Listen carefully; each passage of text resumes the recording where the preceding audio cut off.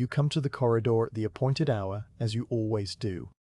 The walk from the barracks is one you know so deeply that your feet find the way without thought, past the kitchens where the last sounds of the evening meal are being cleared away, up a narrow flight of stone steps worn into gentle hollows at the center, then along a gallery that overlooks a courtyard now empty of all but the long shadows of columns. You carry your axe against your right shoulder, its familiar weight a steady presence that needs no adjustment. The haft is polished smooth by the grip of your own hand over many seasons of service, and the iron head is wrapped in a strip of oiled cloth to protect it from the damp air. Your mail coat settles across your back and shoulders in a pattern of pressure you have long since stopped noticing as separate points, though tonight you will have many hours to notice everything again. The corridor opens before you like a stone river. It runs between two sections of the imperial residence, a long passageway of pale marble walls and arched windows set high in the northern face. The windows are tall and narrow, each one a perfect Roman arch filled with small panes of glass that have taken on the color of the evening sky. As you enter, the light coming through them is still strong enough to paint faint rectangles of grey-blue on the floor, though the edges of those rectangles are beginning to soften and spread. You walk to your post, which is marked by nothing more than a subtle change in the stonework, a vertical seam where a newer section of wall was joined to an older one centuries before your own birth. You have stood here so many nights that the place has become yours in a quiet way, not through ownership, but through the slow accumulation of hours. You turn to face the length of the corridor and plant your feet in the way you were taught long ago. Left foot slightly forward, weight evenly balanced so that you can remain still without strain. The marble floor is cool beneath the leather soles of your boots, a sensation that rises through your feet and into your ankles as you settle into place. You let the butt of your axe rest on the floor beside your right foot, the iron cap making a soft click against the stone, a sound so faint that it does not travel beyond a few paces. Your left hand finds its place on the haft. Your right hand rests lightly at your side. Your cloak, a deep red wool edged with a narrow band of darker thread, hangs from a bronze brooch at your right shoulder, falling in heavy folds down your back. The weight of your mail drags gently on your shoulders, a sensation that is not uncomfortable, but simply present, like the distant memory of a conversation. Now you begin to listen. The palace is never completely silent at this hour, though it is moving towards silence with every passing moment. You hear the soft shuffling of the last day's servants as they move through the lower corridors, their leather slippers making a brushing sound on the floors. The sound does not reach you directly, but comes to your ears after bouncing off the stone surfaces, arriving as a muted whisper of movement that seems to come from everywhere and nowhere. A door closes somewhere deep in the complex, the sound reaching you as a low thump that travels through the stone itself, felt in your feet as much as heard. Then a voice calls out a final instruction, the words too distant to distinguish, only the rise and fall of the sound remaining, and after that the lower corridors grow quiet. The windows above you hold the last of the daylight. The glass panes, which are thicker at the bottom than at the top, as old glass always is, have turned from pale blue to a deep grey that seems to absorb the light rather than transmit it. You watch the rectangles on the floor fade, their edges dissolving into the polished marble until only a faint ghost of brightness remains. The marble itself, which is a creamy white veined with threads of soft grey, begins to take on a warmer tone as the torchlight along the corridor becomes the stronger source of illumination. There are 5 torches between your post and the far end of the corridor, each one set in a bronze sconce that projects from the wall at the height of a man's shoulder. The nearest one is perhaps 10 paces away, close enough that you can see the individual flames dancing, far enough that the light it casts on you is gentle and diffuse. You let your eyes move slowly over the walls, a habit you developed early in your years of guarding. The stone blocks are cut with such precision that the seams between them are no thicker than a knife blade. In some places the surface is completely smooth, polished by the hands of countless servants who have leaned against it over the generations. In other places, particularly near the floor, the marble shows faint traces of the tools used to shape it, fine, parallel grooves that catch the torchlight at a certain angle and then disappear when you shift your gaze. Above the marble wainscoting, The walls are covered in plaster, painted a deep ochre color, now darkened by centuries of lamp smoke to a shade closer to burnt earth. There are faint outlines on the plaster where tapestries once hung, the fabric having protected the pigment beneath from the smoke while the surrounding area darkened, leaving ghostly rectangles that are only visible when you know to look for them. The scents of the corridor begin to reach you, and you breathe them in slowly, letting each one identify itself. The most prominent is the smell of the torches, a sharp and resinous smoke that rises from the oil-soaked fibers wrapped around the bronze heads. Beneath that is the cool mineral scent of old stone, a clean and slightly dry smell that reminds you of caves, of deep places far from the sun. From the chapel at the far end of the complex, a thread of incense drifts down the corridor, frankincense mostly, with a faint undercurrent of something sweeter, like dried rose petals. The incense arrives in waves, stronger when a draft moves through the upper galleries, then fading almost to nothing, then returning again with the next shift of air. You have learned to read the movement of air in this corridor by the scent alone, a skill that has grown so gradually you cannot remember when you first noticed it. You become aware of your own breathing. It is slow and deep, the breath of a man who is standing still and will be standing still for many hours. You feel the air enter your nostrils, cool and slightly dry, and travel down into your chest, lifting the rings of your mailcoat by a fraction of a finger's width before settling again. Your heart beats at its resting pace, a soft and steady rhythm that you can feel in your temples and in the tips of your fingers where they rest against the axe haft. You do not count the beats, you simply notice them as part of the larger quiet, a quiet that now grows deeper as the last of the day's activity fades away completely. The corridor is entirely yours now. The palace has closed its doors for the night, the great bronze gates at the main entrance having been pulled shut by the evening watch, the smaller postern doors bolted, the kitchens banked, the offices empty. Thousands of people live and work within these walls, but at this hour they are all in their sleeping quarters, behind curtains and closed doors, and the vast spaces between their rooms belong to the guards. You stand in a silence that is not absolute, but is made of 1,000 tiny sounds, so faint that they blend into a kind of auditory haze. The torch nearest you makes a low hissing sound as the oil burns, a sound that is continuous and smooth like water running over a stone in a stream. The flame moves constantly, never still for a single heartbeat, its base a bright blue cup holding a tongue of orange and yellow that stretches upward and then vanishes into a curl of smoke. The motion of the flame casts shifting shadows on the opposite wall, the shadows of the pillar near your post, swaying gently as if the stone itself were breathing. You let your attention rest on the nearest pillar. It is a column of pale grey marble, with a capital carved into the shape of acanthus leaves. The deep cuts of the carving, now filled with a fine accumulation of dust that softens the edges. The pillar supports an arch that springs from its top and curves over the corridor to meet a matching column on the opposite side. The arch is made of narrower stone set in a radiating pattern, each one a slightly different shade of the same grey, the variations visible only in the right light. You have looked at this pillar many times, and each time you notice something slightly different, a new chip in the carving, a new hairline crack in the stone, though the changes are so slow that they may be entirely in your own perception, your memory of the pillar from a year ago being slightly imperfect. Time moves differently now. When you first take your post, the passage of time is still marked by the fading of daylight and the departure of the servants, events that happen in sequence and give shape to the evening. Once those events are over, time becomes a flat and featureless plane. You do not fight this feeling. You have learned to accept it as a natural part of the watch. The hours will pass whether you count them or not, and counting them only makes them seem longer.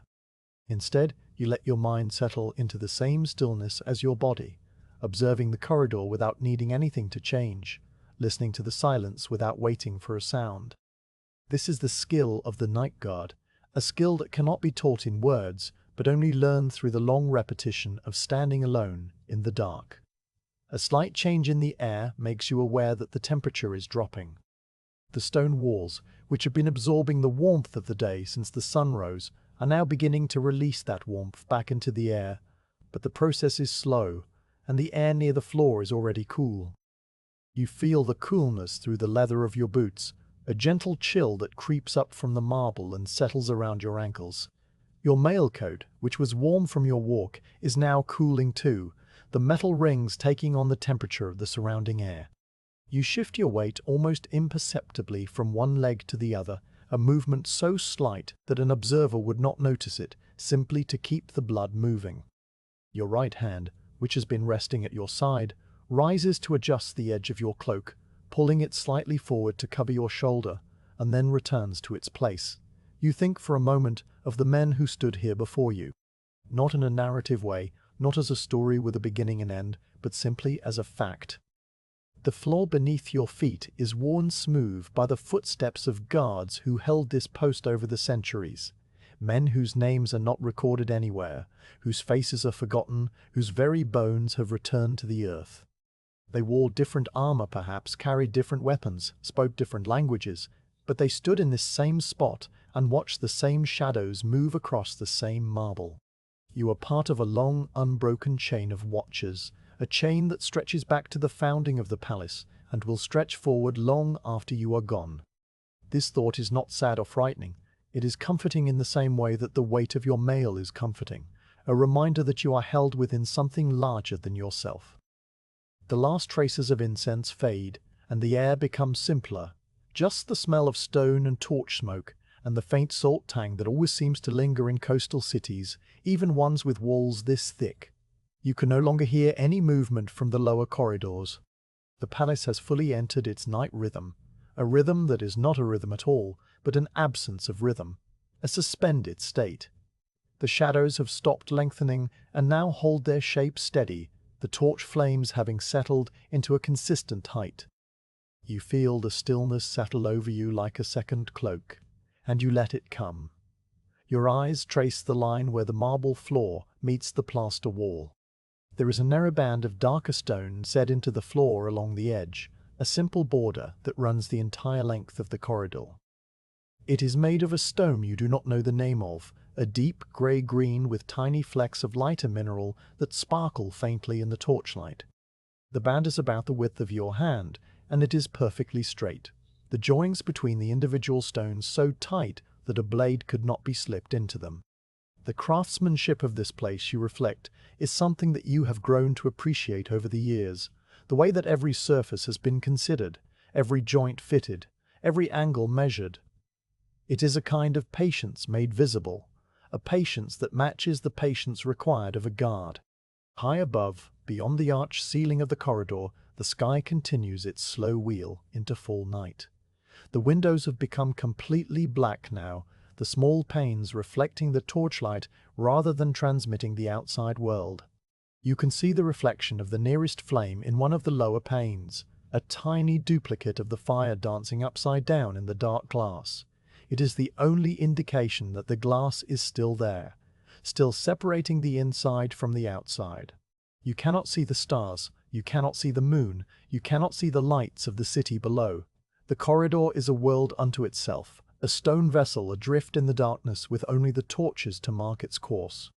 Your stomach, which you had forgotten, makes a soft sound, a gentle reminder that you ate your evening meal hours ago and will not eat again until after the sun returns. You acknowledge the sensation and let it pass. Thirst is a slightly sharper presence, a dryness at the back of your throat that comes from breathing the smoky air. You will drink from the water skin in the barracks when your watch ends. For now, the slight thirst is just another detail of the night, like the coolness on your ankles, like the weight on your shoulders, like the steady hiss of the torch. You become aware of the texture of the axe haft under your palm. The wood is ash, chosen for its straight grain and its ability to absorb shock, though you have never struck anything with this axe in all your years of service. The haft has been shaped to fit a hand, slightly thicker in the middle, tapering toward the head and the butt. Your palm rests on a section that has been darkened by the oils of your skin, a patch of deeper brown that is exactly the shape of your grip. Above and below this patch, the wood is lighter, a pale honey color with faint grain lines that swirl around small knots like water around stones. You run your thumb over the surface without thinking, a habitual movement that smooths an already smooth surface, and feel the slight warmth the wood has taken from your hand. The stillness of the corridor is now so complete that the sound of the torch flame seems loud. You can hear the individual crackles as tiny pockets of resin ignite, a faint popping that comes at irregular intervals. The smoke rises in a column that is nearly straight, disturbed only by the heat shimmer of its own making. The ceiling above the sconce is stained a deep brown, a permanent shadow that testifies to the thousands of hours this same torch bracket has been burning, night after night, year after year. The stain has a shape like a spreading tree, wider at the top, its edges blurring into the ochre plaster. You have watched the stain form, though the process is so slow that you cannot claim to have seen it change, only to know that it must have been slightly smaller when you first stood here. A faint vibration passes through the floor, a tremor so subtle that you might not have noticed it if you were walking. It is the distant closing of a heavy door, perhaps in the underground storage rooms where the great barrels of oil and grain are kept. The vibration travels through the stone, reaches the soles of your boots, and then is gone. You wait, as you always do, for a second tremor, an echo, but none comes. The palace has spoken and then fallen silent again. Your mind drifts, without intention, toward the memory of rain. Not a storm, not a dramatic downpour, but a soft and steady rain that falls on a roof made of wooden shakes, the sound of gentle drumming that fills a room with peace. You do not know why this memory surfaces now, here, in this stone corridor, so far from any wooden roof. Perhaps it is the hissing of the torch that resembles the sound of rain, or perhaps the mind simply reaches for what it knows of comfort when it is alone in the quiet.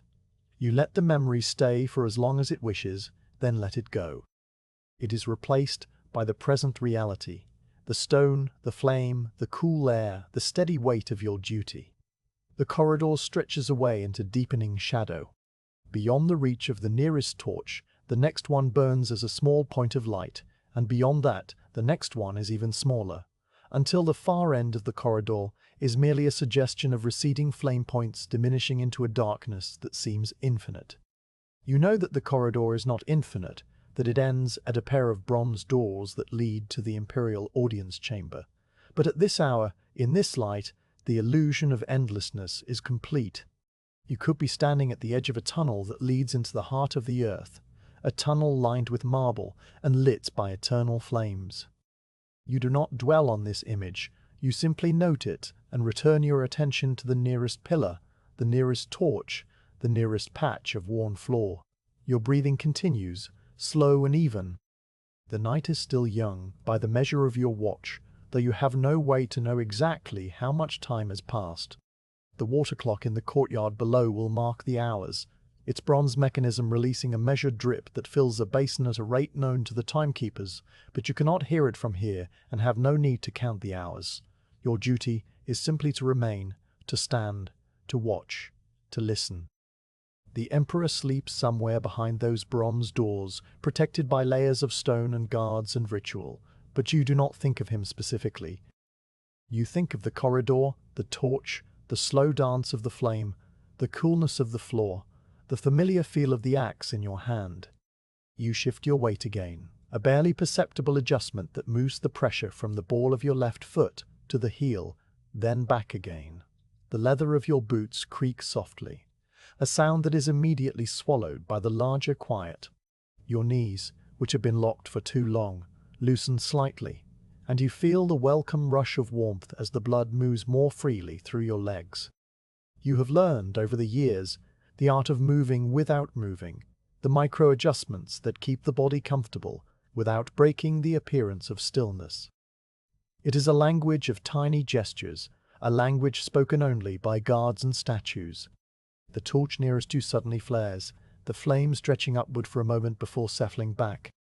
The flash of extra light illuminates a section of the ceiling that is usually in shadow, revealing a painted border of geometric patterns, interlocking circles and diamonds, in colors that were once bright but are now faded to soft rusts and dusty blues.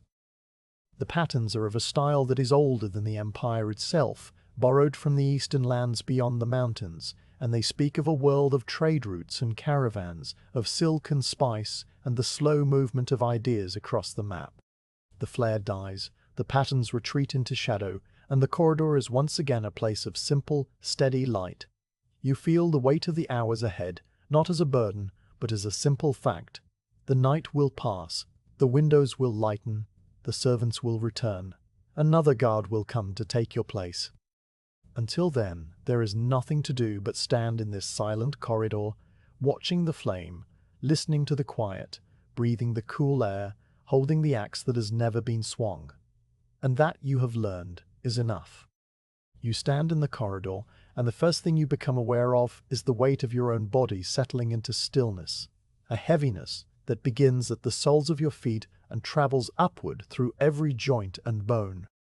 The long axe rests against your right shoulder, its haft a length of seasoned ash worn smooth by years of handling, and you feel its presence as a steady, downward pressure that is as familiar as the beat of your heart. The wood has been shaped to fit a man's grip, slightly thicker at the center where the balance sits and tapering toward the iron-capped butt that hovers a finger's width above the stone floor. Your hand, gloved in soft leather that has molded itself to the contours of your palm, wraps around the shaft without tension, holding it in place with the memory of 1,000 watches past, and even without looking down, you know the exact place where the grain opens into a tiny fissure near the top, a dark line that has never spread but has always been there. The axe head itself is a curve of northern iron, its edge covered now by a fitted leather sheath to prevent any accidental glint of torchlight, but you can feel its mass tugging at the end of the haft, a concentrated heaviness that wants to tip forward and is restrained only by the angle of your shoulder and the discipline of your arm. Beneath the axe, the mail coat drapes over your frame like a second skeleton of linked rings, each one a circle of blackened steel that catches the dim light only as a subtle texture rather than a shine. The weight of the mail is not a single pressing force, but a distribution of countless small loads, a fluid embrace that shifts almost imperceptibly when you breathe, settling into the hollow of your collarbone and spreading outward across the span of your shoulders. You feel the collar riding high against your neck, its edge padded with a strip of felt that has grown thin and compressed over time, and the familiar pressure along the ridge of your trapezius muscles where the mail rests heaviest. A sensation that after so many hours becomes less a discomfort and more a grounding anchor. The rings themselves, when you pay attention to them, form a pattern against the linen undertunic you wear, cool at the surface, but gradually warming where they touch your body, so that the outer layer seems almost a different temperature from the inner rings that press close to your skin. Each breath lifts the mail by a fraction of a finger's width before it sinks again, a slow rhythm like the tide of a very distant sea, and you have learned to time your stillness to this barely perceptible movement, blending your awareness into its rise and fall. Your belt is a strip of thick ox hide dyed a deep brown that is now so dark it reads as black in the shadows, cinched around your waist just above the hip bones. The leather is stiff along its length but pliable at the folds, and the brass buckle, worked into the shape of a simple rectangle with rounded corners, rests cool and solid against your belly, even through the layers of tunic and mail. From the belt hang several small pouches and a sheath for a utility knife, but these are secured so tightly that they do not swing or clink, mere additions to the overall weight that you register only when you deliberately catalogue them. The belt pulls the mail inward at the waist, creating a slight bunching of rings above and below, and this gathered tension gives the whole garment a feeling of containment, as though the armour is not merely draped over you, but somehow sealed around your torso. You feel the edge of the belt every time you shift your stance, a reminder that even in stillness your body maintains its upright column through 1,000-minute adjustments of tendon and sinew, a continuous quiet work that requires no conscious thought. Over your left shoulder, and fastened by a simple iron brooch at the right, your cloak falls in heavy folds of wool, dyed a muted red that has faded with sun and rain and the passage of many seasons. The wool is of a coarse weave that would be scratchy against bare skin, but rests now upon the mail and the padding beneath, so that all you feel is its additional weight and the way it traps a layer of still air around your body. At the hem, which hangs to just below your knees, the fabric is slightly frayed, and you have run your thumb along its edge many times to feel the loose threads, a small habit that occupies the fingers during the long dark hours. The cloak sways only when you have moved, and now that you are still it hangs motionless, its folds forming shadows that the torchlight cannot reach. A faint scent of lanolin still clings to the wool, mixed with the sharper tang of wood smoke, absorbed during night watches in outdoor courtyards long ago, and this combination is so deeply familiar that you no longer smell it so much as inhabit it, as much a part of your presence as the color of your eyes. Your helmet rests on your head, a conical cap of iron with a simple nasal guard that projects downward in a tapered strip. The inside is lined with a padded leather suspension that keeps the metal shell from touching your skull directly, and you feel this as a gentle band of pressure across your forehead and around the crown, a circle that has accompanied every hour of service for longer than you can easily recall. The nasal guard bisects your vision, a dark vertical line that you have long since stopped noticing, except at moments like this when you deliberately bring your attention to it, and then it seems to divide the world into two halves that your mind seamlessly knits together. The helmet weighs perhaps 4 pounds, a modest burden compared to the mail, but its presence atop your head alters your sense of balance and height, making you feel taller and more solid, while also reminding you of the fragility of the skull beneath, a contradiction that has never required resolution. The cheek flaps, which you have tied up for the indoor watch, hang loosely beside your ears, and their leather is as soft as old gloves from countless hours of wear. The coolness of the iron radiates downward, blending with the warmth rising from your neck, and the boundary between the two feels like a subtle ring of twilight drawn around your head. Your boots are of hardened leather, reaching to mid-calf, their soles made of several layers, stitched and nailed together, and they have long since shaped themselves to the exact contours of your feet. Standing on the marble of the corridor, you feel the hardness of the stone transmitting upward through the leather, a firmness that presses against your heels and the balls of your feet, and you are aware of the slight arch of the sole that follows the natural curve of your instep. The leather is darkened around the toes from exposure to damp and then drying, a pattern like the rings of a tree, and the laces are of waxed linen that you tied carefully hours ago. They're not a small hard lump against your shin.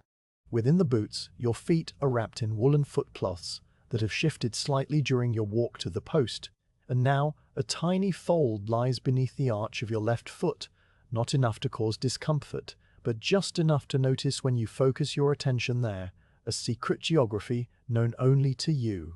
The boots do not creak when you stand still, a quality you appreciate in the deep silence of the night watch.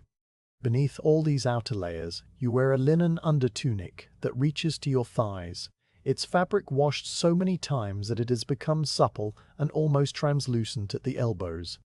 The seams, which were once crisp lines of stitching, have softened into gentle ridges that you can trace with your fingers in idle moments, and the neck opening is a simple slit tied with a cord of twisted flax.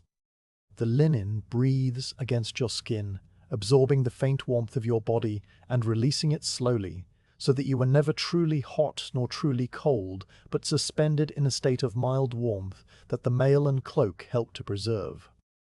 Around your wrists, the sleeves are bound with leather thongs to keep them from tangling with the mail gloves, and these thongs press lightly against the small bones of your forearms, an almost affectionate tightness that you associate with the beginning of duty. Your hands themselves are covered by mail mittens that are split at the palms to allow a grip, and the leather lining inside them is smooth and slightly tacky from the residue of old linseed oil used to prevent rust. You flex your fingers slowly, one knuckle at a time, and feel the rings of the mitten shift like tiny interlocking pebbles, a sensation that is at once metallic and fluid. A small wooden cross hangs on a leather cord around your neck, tucked inside the mail so that it rests against your sternum, and you feel its presence as a subtle point of pressure whenever you lean forward even slightly. The wood is dark and polished from skin contact, and its edges have rounded over the years into a shape that fits exactly into the hollow of your throat when you sleep. The cord is simple, a strip of hide no wider than a blade of grass, and it has stretched just enough to let the cross fall naturally into place without chafing. You do not think about it in any religious way, not in these long hours, but you are aware of it as another item in the catalogue of your equipment, a small anchor that travels with you everywhere. Sometimes, during the deepest part of the night, you will feel it tap lightly against your chest when you breathe in more deeply, a signal from your own body that you are still alive and still present. Your whole body, from the crown of your head to the soles of your feet, is thus encased in a system of weight and texture, a second anatomy constructed of iron and leather and wool.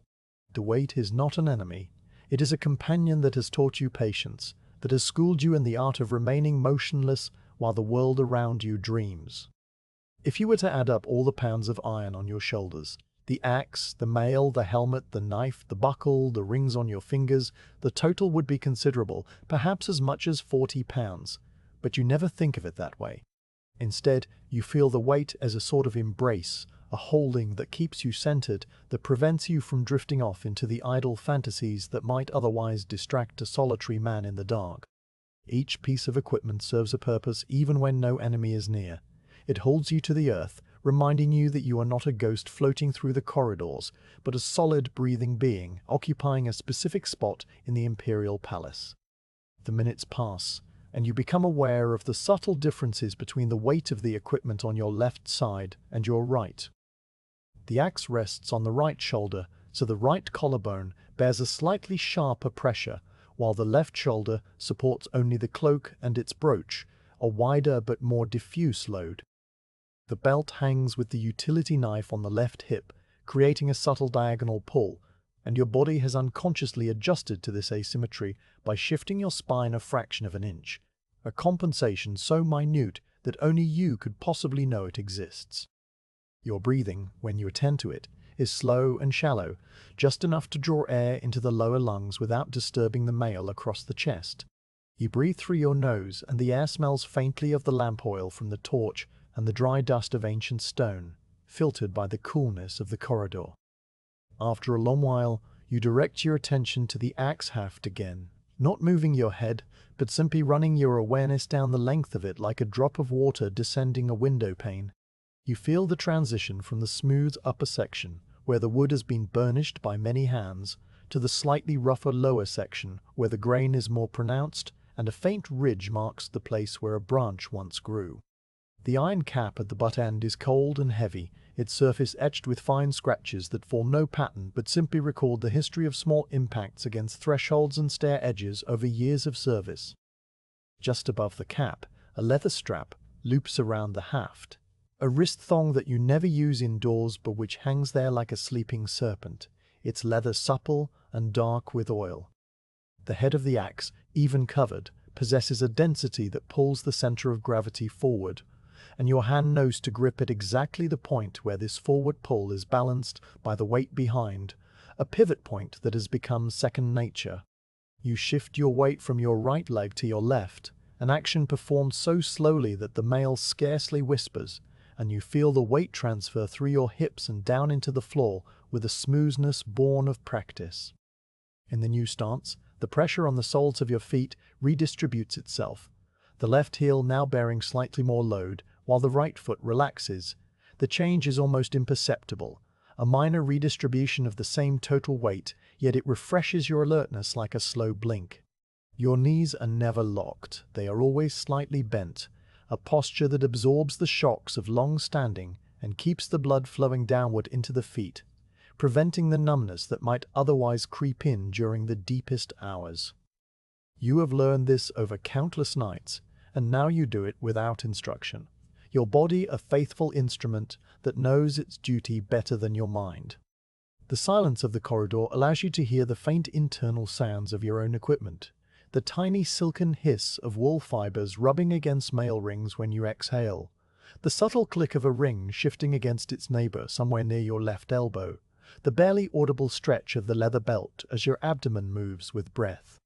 These sounds are not loud enough to carry beyond your own immediate space.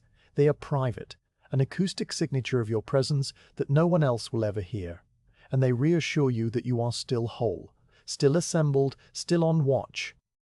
The torch in its sconce flickers for a moment, and in that brief waver of light, the texture of your mail appears to ripple, a visual effect that has no corresponding physical sensation but which you observe with a calm detachment, like watching clouds move across the face of a distant moon. Time continues to pass in the way it does when nothing happens, and you remain inside your armour as a hermit remains inside a cell, not trapped but sheltered, not burdened but accompanied. The weight of your equipment is the weight of your office, the tangible proof that you have been placed here for a purpose.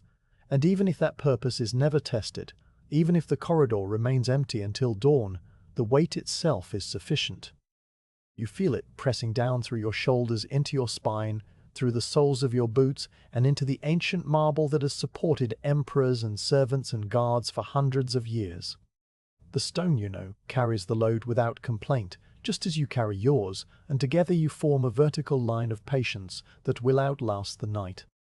There is no hurry, no need for the watch to end, because within the weight there is a kind of freedom. The mind, having catalogued every buckle and strap, can let go of thought and simply exist within the iron cocoon, breathing in and out while the palace dreams around you. The torch nearest to your post is the one you've been watching without quite deciding to watch it, the way a man in a quiet room will find his gaze settling on a single candle. It is set into a bronze sconce that projects from the wall at the height of your shoulder, a simple bracket of dark metal shaped like a curved hand with fingers upturned to cradle the shaft of the torch. The bracket is old, its surface dulled by decades of smoke and the touch of many hands that have inserted and removed the fuel, and along its lower edge there is a thin lip of solidified wax from the tallow dips that were used before the present oil-soaked torches, a faint geological record of changing customs. The torch itself is a length of pine wrapped tightly at its upper end with coarse fibers that have been soaked in pressed olive oil mixed with a small portion of resin to slow the burn, and the whole bundle is secured with iron wire wound in a spiral that is now blackened to the same color as the night.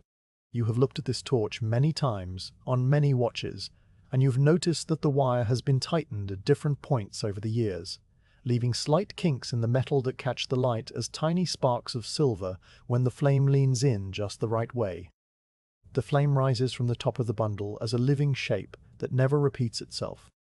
Its base is a cup of bright blue that is almost transparent, a color that appears only at the very root where the oil vapor meets the air and burns with the hottest part of the fire. And above this blue cup, the flame unfolds into a tongue of yellow that stretches upward and then divides into smaller tongues of orange that dance and curl and vanish into smoke. The yellow is the color of ripe wheat in a field under afternoon sun, and the orange is the color of a dying ember in a campfire, and the two colors blend into each other without any clear boundary, so that the eye cannot say exactly where one ends and the other begins. At the very tip, where the flame frays into a translucent veil, there are brief flickers of a color that is almost violet, appearing and disappearing so quickly that you are never quite sure you have seen them. The whole structure of the flame is perhaps the height of your hand from wrist to fingertip, a small and modest fire that has burned here for hours already and will burn for hours more before a fresh torch must be brought, and within its smallness there is a universe of motion. You watch the flame lean to the left, then straighten, then lean to the right, a slow swaying that follows the imperceptible currents of air moving through the corridor. The draft comes from the upper gallery, a stream of cooler air that spills down the stairwell and travels along the ceiling before descending along the far wall and brushing across the floor, and the flame feels this movement before you do, tilting its head like a reed in a stream. When the draft strengthens, the flame flattens sideways and its colors brighten, the yellow becoming more intense and the blue shrinking to a thin crescent at the edge, and when the draft subsides, the flame returns to its upright posture with a soft flourish, as though shaking off the interruption. You have learned to read the strength and direction of the air currents by the behavior of this single flame, a skill that serves no practical purpose, but which gives the mind a gentle occupation during the long, still hours. Now the flame leans toward the open length of the corridor, indicating that the air is flowing from the imperial chambers outward toward the city, a current that will reverse itself in the hour before dawn when the outside air cools and presses in through the high windows. The sound of the torch is a continuous soft hissing, like sand poured slowly onto a stone. Beneath this steady note, there are other, smaller sounds that emerge one at a time. A faint crackle when a drop of moisture trapped in the fibers flashes into steam.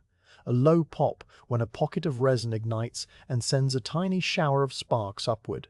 A whispering sizzle when the oil-soaked bundle settles and the flame finds a new channel of fuel. These sounds happen at irregular intervals, so that you can never predict when the next one will come, and this unpredictability keeps the attention lightly tethered, waiting without urgency. The hissing itself has a rhythm that is almost like breathing, rising slightly when the flame leans into the draft and settling again when the air grows still. And after a long while you become aware that your own breathing has fallen into alignment with it. A slow pattern of inhalation and exhalation that matches the rise and fall of the fire. A thin column of smoke rises from the tip of the flame, a translucent grey ribbon that climbs straight upward for the length of a man's arm before it begins to waver and spread into a soft cloud that drifts along the ceiling. The smoke carries a sharp and pleasant scent, the smell of burning olive oil mingled with the sweetness of pine resin, and this scent layers itself over the cooler mineral smell of the stone and the faint salt tang of the distant sea. You watch the smoke as it rises, a continuous stream that never breaks, the particles of unburned fuel organizing themselves into a line that is almost perfectly vertical in its lower section and then becomes turbulent and curling at the top. The ceiling above the sconce is stained a deep brown, a permanent shadow that marks the path of thousands of hours of smoke, and the stain has a shape like a spreading tree whose trunk is the line of rising smoke, and whose branches are the drifting tendrils that have wandered sideways over the years. The ochre plaster around the stain has darkened too, a gradual gradient from deep brown at the center to pale earth at the edges, a transition so smooth that it seems painted by a master's hand. The circle of light on the floor beneath the torch is not a perfect circle, but an oval, stretched slightly toward the center of the corridor, and its edge is not a sharp line, but a soft gradation, where the brightness fades into shadow over the width of a finger. Within the circle, the marble floor reveals details that are invisible in the surrounding dimness. The fine grain of the stone, which runs in gentle waves of pale cream and silver grey. The tiny chips and scratches left by centuries of passing feet. The faint polish where the surface has been worn smooth along the most travelled path. A single hairline crack runs through the illuminated patch, a dark thread no thicker than a spider's line that begins at one edge of the circle and disappears at the other, and you have traced its course many times, noticing that it passes directly through a small fossil, a spiral shell no larger than a lentil that was trapped in the stone when it formed in some ancient seabed long before there was a palace or an empire or any human hand to shape it. The fossil catches the light differently from the surrounding marble, its surface slightly rougher and more crystalline, and it glimmers faintly when the flame leans toward it, as though winking at you across the millennia. The shadows cast by the pillar opposite you shift almost imperceptibly as the flame moves. The pillar is a column of grey marble with a carved capital of acanthus leaves, and its shadow falls across the corridor in a broad dark band that climbs the far wall and stretches part-way across the ceiling. The edge of this shadow is not still. It breathes with the flame, advancing and retreating by the width of a thumb, a slow oscillation that you can only perceive by watching for a long time without blinking. When the flame flares briefly, the shadow sharpens and its edge becomes a crisp line, and when the flame subsides, the edge blurs again, softening into a gradual darkness. The leaves of the carved capital cast their own miniature shadows, a fringe of pointed shapes that dance on the wall above the main shadow like the silhouette of a distant forest stirred by wind, and you have sometimes imagined that these shadow leaves are the only growing things in this stone world. A garden of darkness that blooms only at night. Your own shadow lies behind you, stretched along the floor toward the wall at your back, and you cannot see it without turning, which you do not do, but you are aware of its presence as a silent double that imitates your stillness. If you were to lift your hand, the shadow hand would lift too, a faithful reflection in darkness, but your hands remain still on the axe haft, and the shadow remains still as well, a shape of deeper darkness among the many shadows that the torch creates. The torchlight touches the side of your face that is turned toward it, a gentle warmth that is barely distinguishable from the ambient temperature, but which feels, after long hours, like a subtle caress, a recognition by the light that you are here. The other side of your face remains in shadow, cool and untouched, and the boundary between the warm side and the cool side runs down the center of your nose and across your chin, a private geography that belongs to you alone. The oil that fuels the torch burns at a rate so steady that you can almost calculate it. The level of oil soaked into the fibers must be decreasing, fiber by fiber, but the change is too slow to see, a decline that spans the entire night.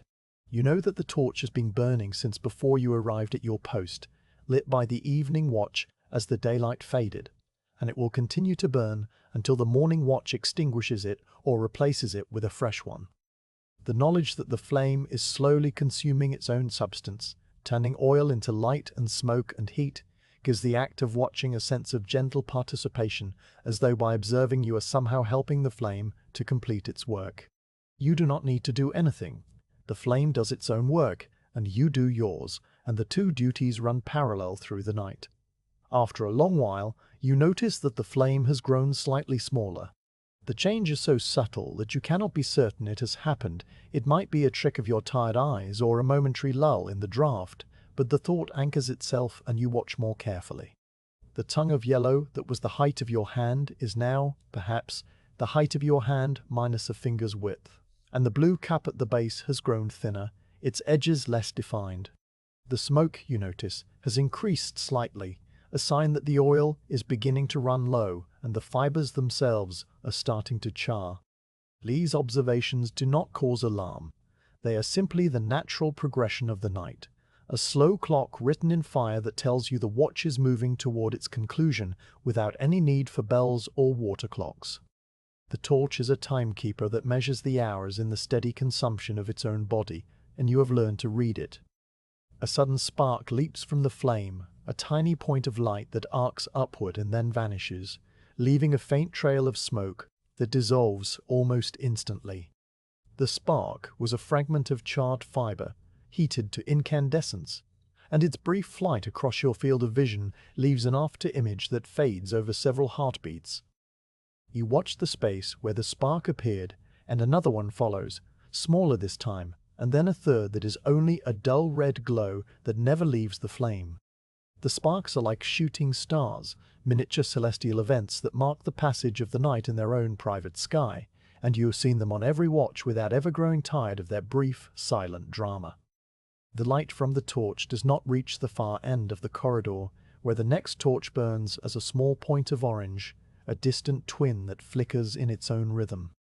Between the two torches, there is a zone of dimness where the light from each source overlaps and cancels, a twilight region where the marble walls seem to float without clear edges, and the floor is a dark mirror that reflects only the vaguest suggestions of the pillars.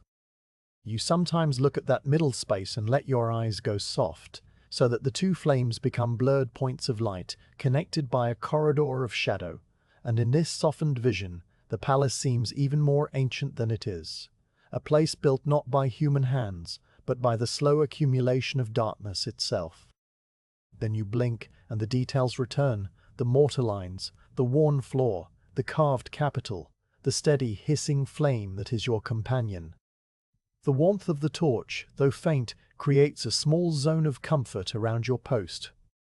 If you were to extend your hand toward it, the heat would grow from gentle to distinctly warm at a distance of a forearm's length, but you do not extend your hand. You feel the warmth indirectly, as a presence in the air that softens the coolness of the corridor.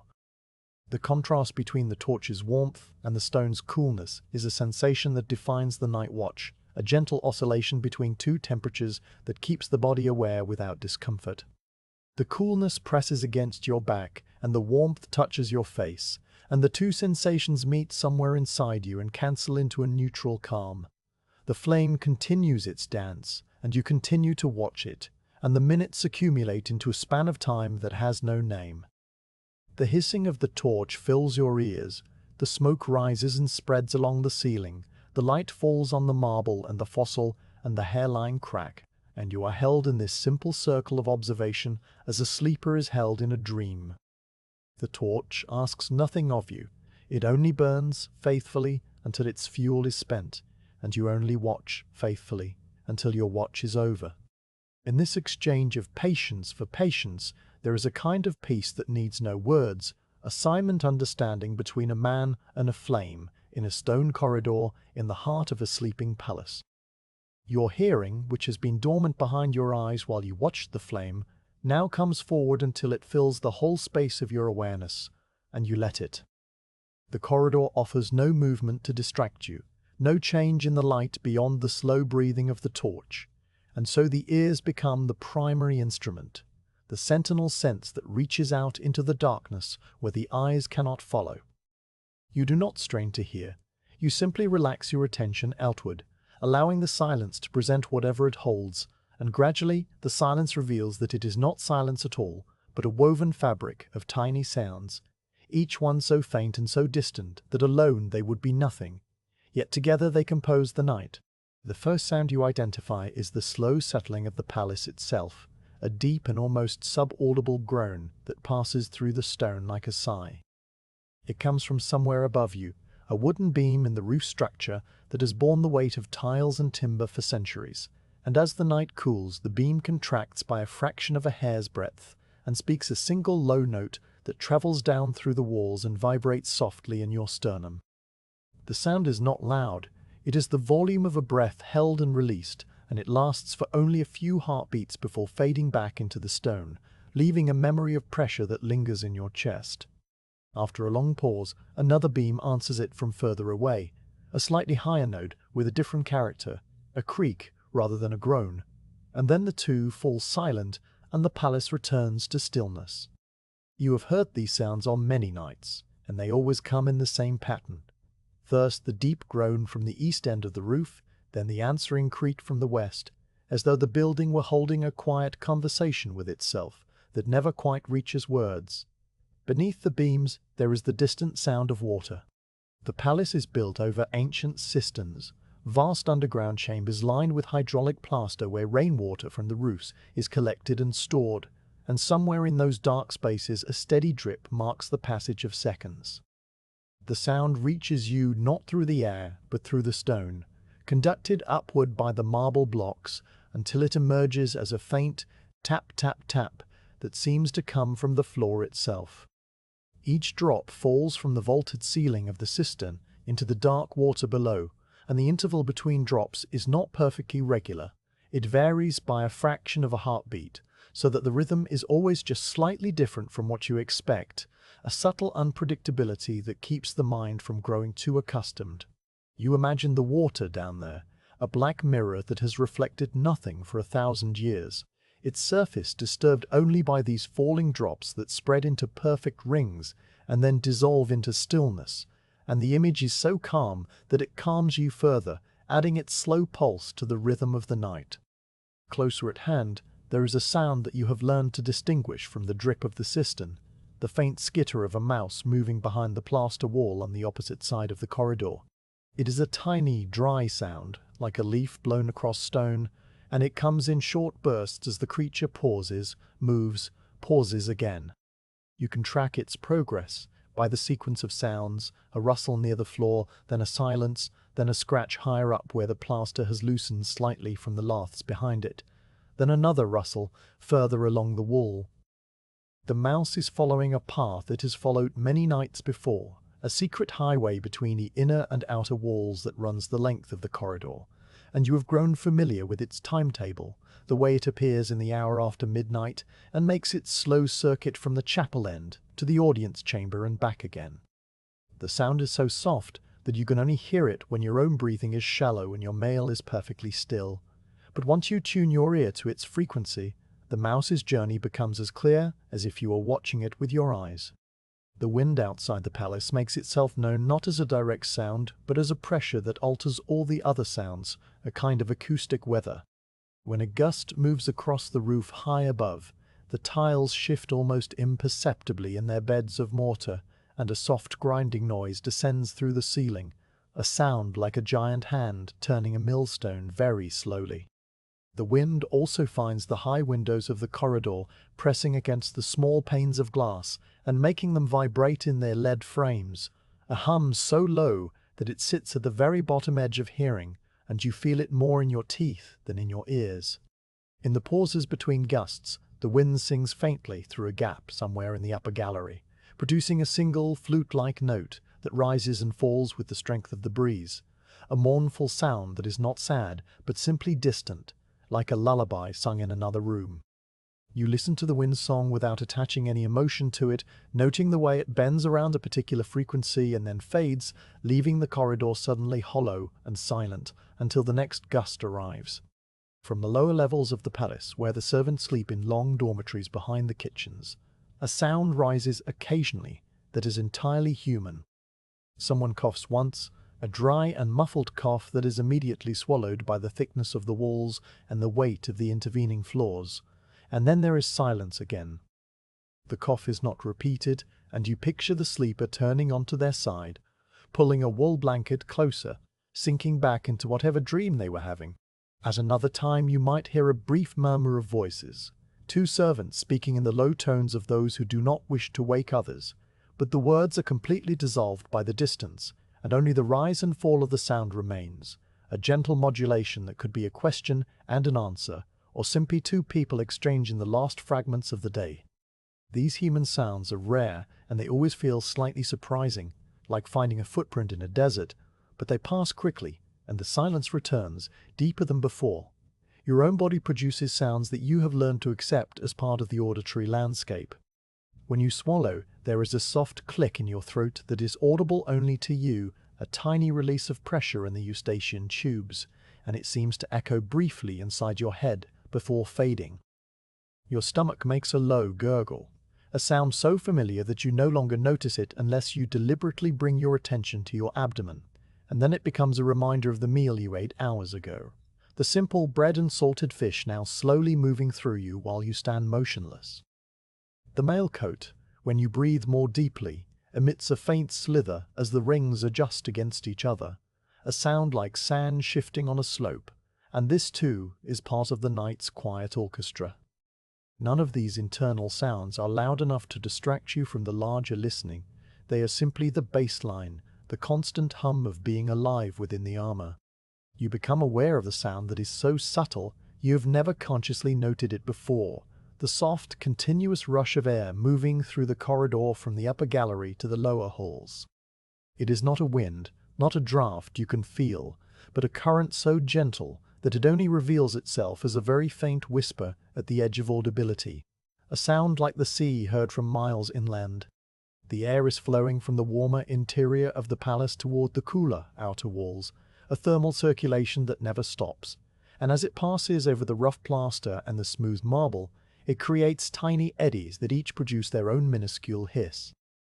If you turn your head very slightly, the sound seems to shift, some frequencies becoming louder while others fade, a stereo effect that tells you the shape of the corridor without your eyes needing to confirm it.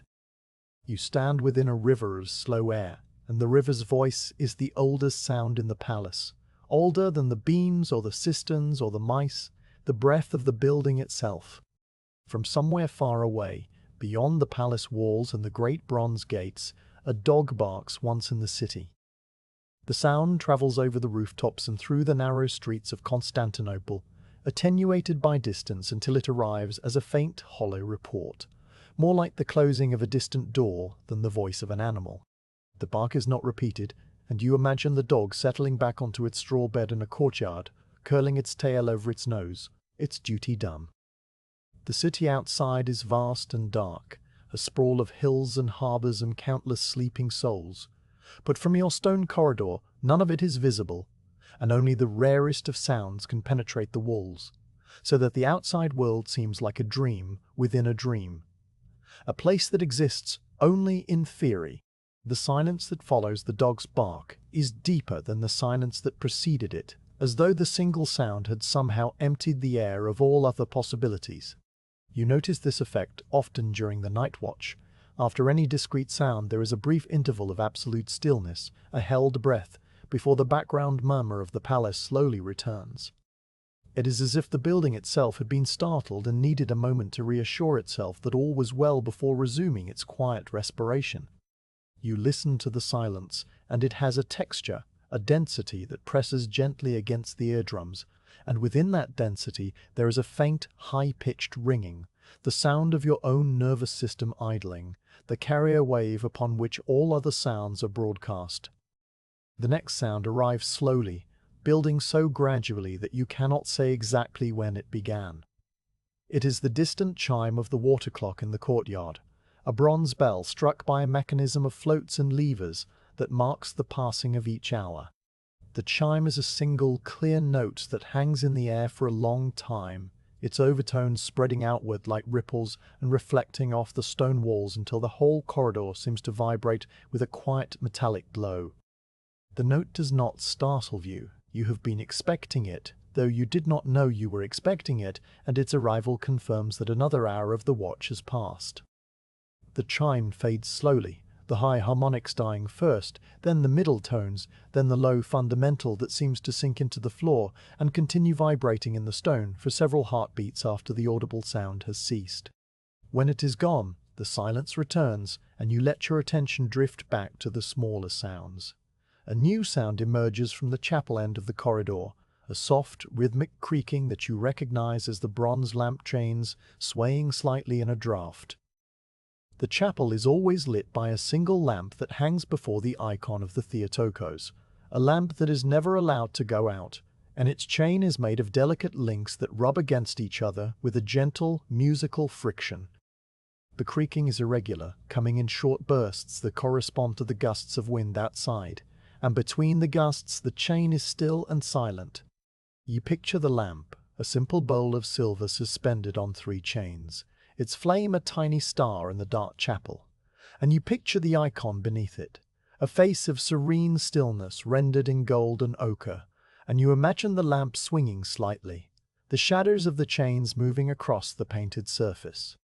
The image is as calming as the sound itself, and you let both the sound and the image occupy a corner of your awareness without taking center stage.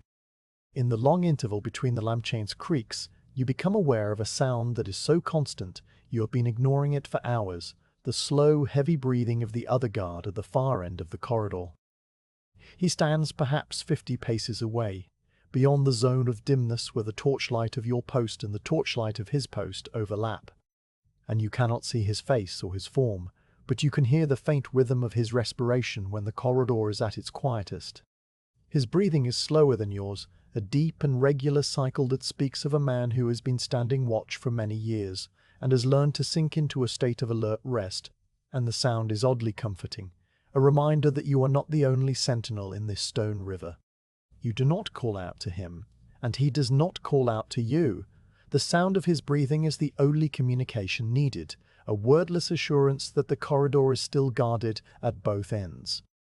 Your own breathing, now that you notice it, is slightly shallower than his, and you deliberately deepen it, letting the air fill the lower lobes of your lungs and then release slowly. The sound of your exhale is a soft rush that blends with the whisper of the air current, and then it is gone, and you breathe in again, and the cycle continues. The rhythm of breathing becomes another layer in the auditory tapestry, a human pulse woven into the non-human sounds of stone and air and water, and the distinction between the two begins to blur, so that you are no longer a separate listener standing apart from the sounds, but a part of the soundscape yourself, a note in the night's long chord. From the roof, you hear the soft, irregular patter of what might be the first drops of a rain shower, or might simply be dust settling on the tiles. The sound is so faint that you are not sure you are hearing it at all. It exists at the threshold of perception, a suggestion of sound that could just as easily be your imagination. You hold your breath and listen more intently, and the pattering continues, so faint and so scattered that each individual drop is barely a tick, yet the accumulated effect is a gentle, percussive texture, like a brush drawn softly across a drumhead. The rain, if it is rain, does not intensify. It remains at the very edge of hearing for a long time, and then it fades, and the roof is silent again. You let your held breath go and the silence seems larger now, as though the tiny pattering had been filling a space you did not know was empty. The mouse, which had been silent for a while, resumes its journey along the wall, and this time the scratching is closer, directly opposite your post. You hear the tiny claws working at a fragment of loose plaster, a sound that is sharply localized, and then a soft thump as the creature drops from the wall to the floor behind the plaster, and then silence. You picture the mouse finding its nest, a ball of shredded linen and stolen wool tucked into a cavity between the stones and curling into a tight circle, its whiskers twitching once before it sleeps. The image is so complete that it feels like a memory rather than an imagination, and you realize you've probably been listening to this same mouse or its ancestors for years. The sound as much a fixture of the corridor as the torch or the pillar. The deepest hour of the night arrives, and with it comes a quality of silence that is different from the silence that came before. The little sounds do not cease entirely, but they seem to draw back, to become more distant and less frequent, as though the palace itself has entered a deeper stage of sleep. The drip in the cistern continues, but each drop seems to take longer to fall. The beam in the roof does not groan. The wind drops completely, and the lamp chain in the chapel is still. The everyday heroes continues, but its whisper is so faint that you can only hear it if you hold absolutely motionless, and then it is more a feeling in the ears than a sound. In this deep silence, your own heartbeat becomes audible, a low and steady thud that you feel in your temples and in the pulse points of your wrists, and you listen to it without counting, letting it beat the slow rhythm of the final hours before dawn. The heartbeat is the last sound, the ground beneath all the other sounds, and when you finally settle your attention on it, all the other sounds fade away, and there is only the quiet drum, the faithful clock within, marking the passage of the night one beat at a time. The stillness of the corridor is so complete, and the weight of your equipment so familiar, that after a while your mind begins to loosen from its moorings and drift backward, not to any particular event, but to a landscape that lives inside you like a second skeleton. You do not summon these memories, they come on their own, rising through the silence like bubbles through deep water, and you let them come because there is no reason to resist and every reason to welcome the quiet company of a world long left behind. The North you remember is not a place of saga or strife, but a collection of sensations stored in your body, and tonight, while the torch burns and the palace sleeps, you walk through those sensations one by one, as a man might walk through a familiar house in the dark, touching the walls to find his way. The first thing that returns is the feeling of pine bark under your palm. You remember a tree that stood at the edge of a clearing, a great pine with a trunk so wide that two men could not have joined hands around it, and the bark was a landscape in miniature. There were deep furrows that ran vertically from root to branch, their edges sharp enough to scratch if you pressed hard, and between the furrows were plateaus of smoother bark that had weathered to a silvery grey. The bark was always cool, even on the warmest days, because the thick trunk held the night's chill long into the afternoon, and when you pressed your cheek against it, you could feel the slow life of the tree humming at a frequency just below hearing. The scent of the bark was sharp and clean, a resinous smell that clung to your hands for hours and reminded you of the forest even when you were indoors. In the corridor, the coolness of the marble against your back now carries a distant echo of that tree, not in its temperature, but in its solidity, the way both stone and pine stand patient and unmoving through the years, asking nothing. From the pine bark, your thoughts drift without effort to the sound of the fjord lapping against a rocky shore, a sound that was the constant music of your childhood. The water in the fjord was never still. Even on days without wind, there was a slow, gentle swell that rose and fell against the stones, and each small wave produced a soft, sucking sound as it retreated, drawing the pebbles back with a rattle that was more felt than heard. The water was dark and cold, a deep green that turned to black in the depths, and the surface was always slightly ruffled, reflecting the sky in broken pieces that never quite reassembled. You remember standing on the shore and watching the light move across the water, a slow procession of silver patches that advanced and retreated with the waves, and the rhythm of it was so steady that it became a kind of clock, a measure of time that had nothing to do with hours. The lapping sound was layered, the larger waves making a deeper note and the smaller ones a higher, tinkling note, and the two notes blended into a chord that filled the air and made speech unnecessary. In the corridor now, the hiss of the torch and the distant drip of the cistern create a similar, layered quiet, and if you let your attention go soft, you can almost hear the fjord beneath them, a memory so deep it has become a part of your hearing itself. The smell of a hearth fire in a longhouse comes to you next, a smell so complete that for a moment the corridor's lamp oil scent is overlaid by birch smoke and the warm, sweet aroma of drying timber. The longhouse fire was always burning, a bank of embers during the day and a tall, crackling flame at night, and the smoke rose to the ridgepole and hung in a blue layer before finding its way out through the smoke hole. The smell of the fire was different in different parts of the room. Near the hearth it was sharp and made your eyes sting slightly, while at the edges of the longhouse it was a softer, mellower perfume that had mixed with the scent of wool and leather and the faint salt tang of dried fish. The benches along the walls were worn smooth by generations of sitting, their surfaces dark with smoke and oil, and the warmth of the fire reached every corner, so that even in the deepest cold of winter, the longhouse held a pocket of comfort. You remember falling asleep on those benches as a child, the firelight dancing on the rafters, the low murmur of voices blending with the crackle of the flames, and the feeling of absolute safety that came from being enclosed within walls of timber and turf while the wind howled outside. That feeling of enclosure is not so different from the way your mail coat wraps around you now, a portable shelter that moves with you, and the torch's warmth on your face is a small, steady echo of the longhouse hearth. The colour of grey winter light on water surfaces in your mind like a slow tide, and you dwell on it because it is a colour that has no name in the warm lands of the south. It was the light of a season when the sun barely cleared the horizon, a low, pale disk that cast no shadows and gave no warmth, and the sea and the sky merged into a single silver grey that stretched from the shore to the edge of the world.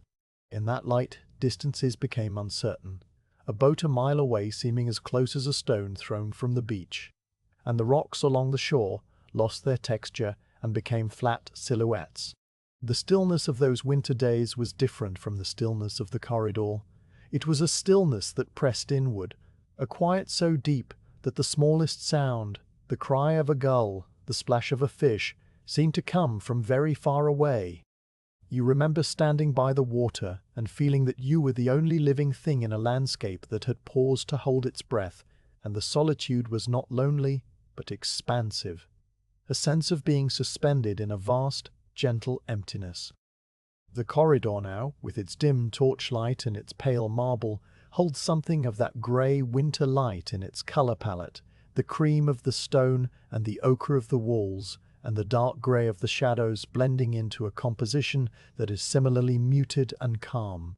The feeling of rowing a small boat in mist comes back to you not as a sequence of actions, but as a physical memory stored in your shoulders and arms, a memory that you can almost feel overlaying the present weight of your mail. The boat was made of pine planks lashed to oak ribs, so light that you could carry it on your back, and it sat low in the water, the gunwales only a hand's width above the surface. Rowing was a motion that required no thought once your body had learned it.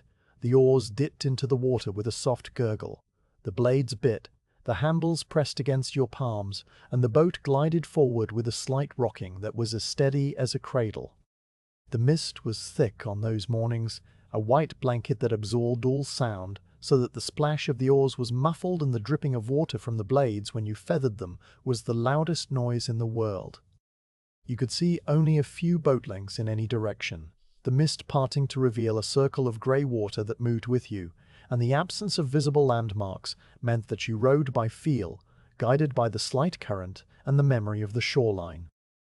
There was no destination on those misty rows, no urgency. You were simply moving through the water because the motion itself was pleasant, the rhythm of stroke and recovery, and the cool kiss of the mist on your face. In the corridor, standing still, you can summon a ghost of that rowing motion, a faint echo in the muscles of your back and shoulders, and the memory of it loosens the tension that has accumulated from hours of immobility. The taste of plain barley bread is the last memory to arrive, and it comes not as a thought, but as a sensation on your tongue, so vivid that you swallow once to clear it. The bread was made from barley flour ground on a stone quern, the grain slightly coarse and flecked with darker bits of husk, and the dough was mixed with water and a pinch of salt and baked on a flat iron pan set over the embers. The resulting loaf was dense and chewy, its crust a deep brown and its interior a soft grey, and the flavour was nutty and slightly sweet, with an earthiness that spoke of the field where the barley had grown. You would eat it warm from the pan, sometimes with a smear of soft cheese, sometimes with nothing at all, and the simple act of chewing and swallowing was a pleasure that required no embellishment. The bread was the taste of home, the taste of a place where food was not seasoned with spices from distant markets, but carried only the flavours of soil and rain and fire. And even now, in the heart of the empire with its sauces and its pepper, the memory of barley bread is the one that your mouth returns to when it is idle. You let the remembered taste sit on your tongue for a while, and then it fades, replaced by the dry, smoky air of the corridor. These memories do not form a story with a beginning and an end. They are fragments that float up and subside, overlapping and blending into each other like the reflections in moving water. The pine bark and the fjord sound and the hearth smoke and the grey light and the rowing mist and the barley bread are all pieces of a single tapestry, a northern world that exists now only within you and within the other Varangians who share this duty. You do not speak of the north to your fellow guards. There is no need, because the north is present in the way a man stands, the way he grips his axe, the way he falls silent when the evening light turns a certain shade of grey. The memory of the cold landscapes is not a source of longing or sadness. It is simply a fact, like the colour of your eyes or the length of your stride, and it accompanies you through every watch as quietly as your shadow. The torch flares for a moment, and the sudden brightening of the light pulls your attention back to the corridor. The marble floor gleams, the fossil in the stone catches the light, the shadow of the pillar jumps and then settles, and you are fully present again, standing in the imperial palace with your axe on your shoulder and your mail heavy on your frame. The memories of the north recede to the back of your mind, where they will wait until the next deep hour of the watch, when the silence grows long enough for them to rise again. You adjust your grip on the axe haft, feeling the smooth wood under your glove, and you listen to the hiss of the torch, which sounds a little like the wind in pine needles. And you breathe the smoky air, which smells a little like a hearth fire, and you continue your watch, carrying the north within you as you have always done. Your gaze, which has been resting on the middle distance for a long while, slowly descends until it comes to rest on the floor directly before your feet, and there it stays. The marble slabs that pave the corridor are large, each one a rectangle roughly the length of a tall man's stride and half that in width, and they have been laid with such precision that the joints between them are as thin as a thread of dark silk. You have walked across this floor hundreds of times without looking down, but now, in the stillness of the watch, you have time to study what has always been there, waiting to be seen. The slab nearest your right foot is a pale, creamy stone, with a surface that has been worn to a soft gloss by centuries of footsteps, and within its depths, like a frozen cloud, there spreads a pattern of faint grey veins that twist and branch and never repeat themselves. The veins in the marble are the first thing you notice, and once you begin to trace them with your eyes, you find that they form a landscape more intricate than any tapestry. They are not simply lines but ribbons of colour that vary in width from the thinness of a hair to the breadth of your smallest finger, and their edges are never sharp but always slightly blurred, as though the stone had been stirred while still liquid and then frozen in the act of flowing. The predominant colour of the veins is a soft, smoky grey, but within that grey there are subtle variations. Some sections lean toward blue like the underside of a rain cloud, while others carry a hint of warm brown, like wood ash mixed with water. The veins run mostly in one direction across the slab, a gentle diagonal from the corner near the wall to the centre of the corridor, but they are crossed by smaller, fainter veins that travel at different angles, creating intersections where the colours blend and new shades emerge. You follow one particular vein with your eyes, a sinuous grey ribbon that begins as a narrow thread near the top edge of the slab, and gradually widens, splitting into two branches that curve around a small, dark inclusion. an ancient grain of some mineral that glitters faintly in the torchlight, before rejoining on the other side and continuing its slow journey toward the bottom edge. The dark inclusion catches your attention, and you let your focus narrow to that single point. It is no larger than a lentil, a tiny crystal of what might be iron pyrite or perhaps a fragment of a fossil shell that was ground and compressed by the immense weight of the earth over millions of years. The crystal has a metallic sheen that is different from the soft luster of the surrounding marble, and when the torch flame leans in its direction, the crystal sparkles with a brief, golden glint that vanishes as quickly as it appeared. You have seen this sparkle many times before, always from the corner of your eye, and you had assumed it was a drop of spilled oil or a fleck of brass from a guard's equipment.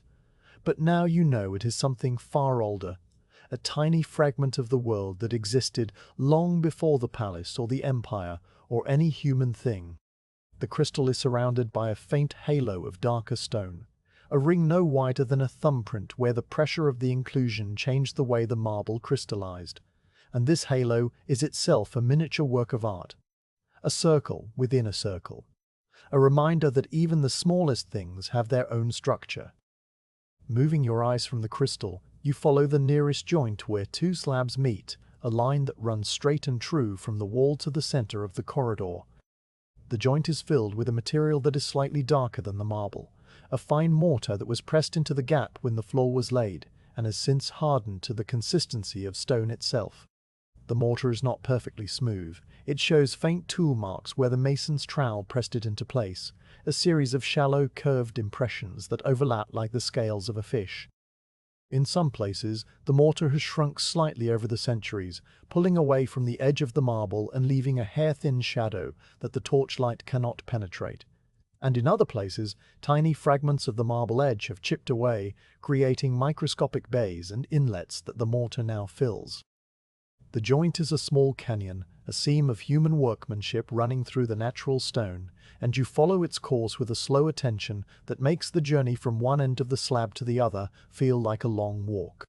A hairline crack branches off from the joint and runs diagonally across the next slab, a dark, wandering line that is thinner than a horsehair and slightly irregular, as though it were drawn by a hand that trembled very slightly.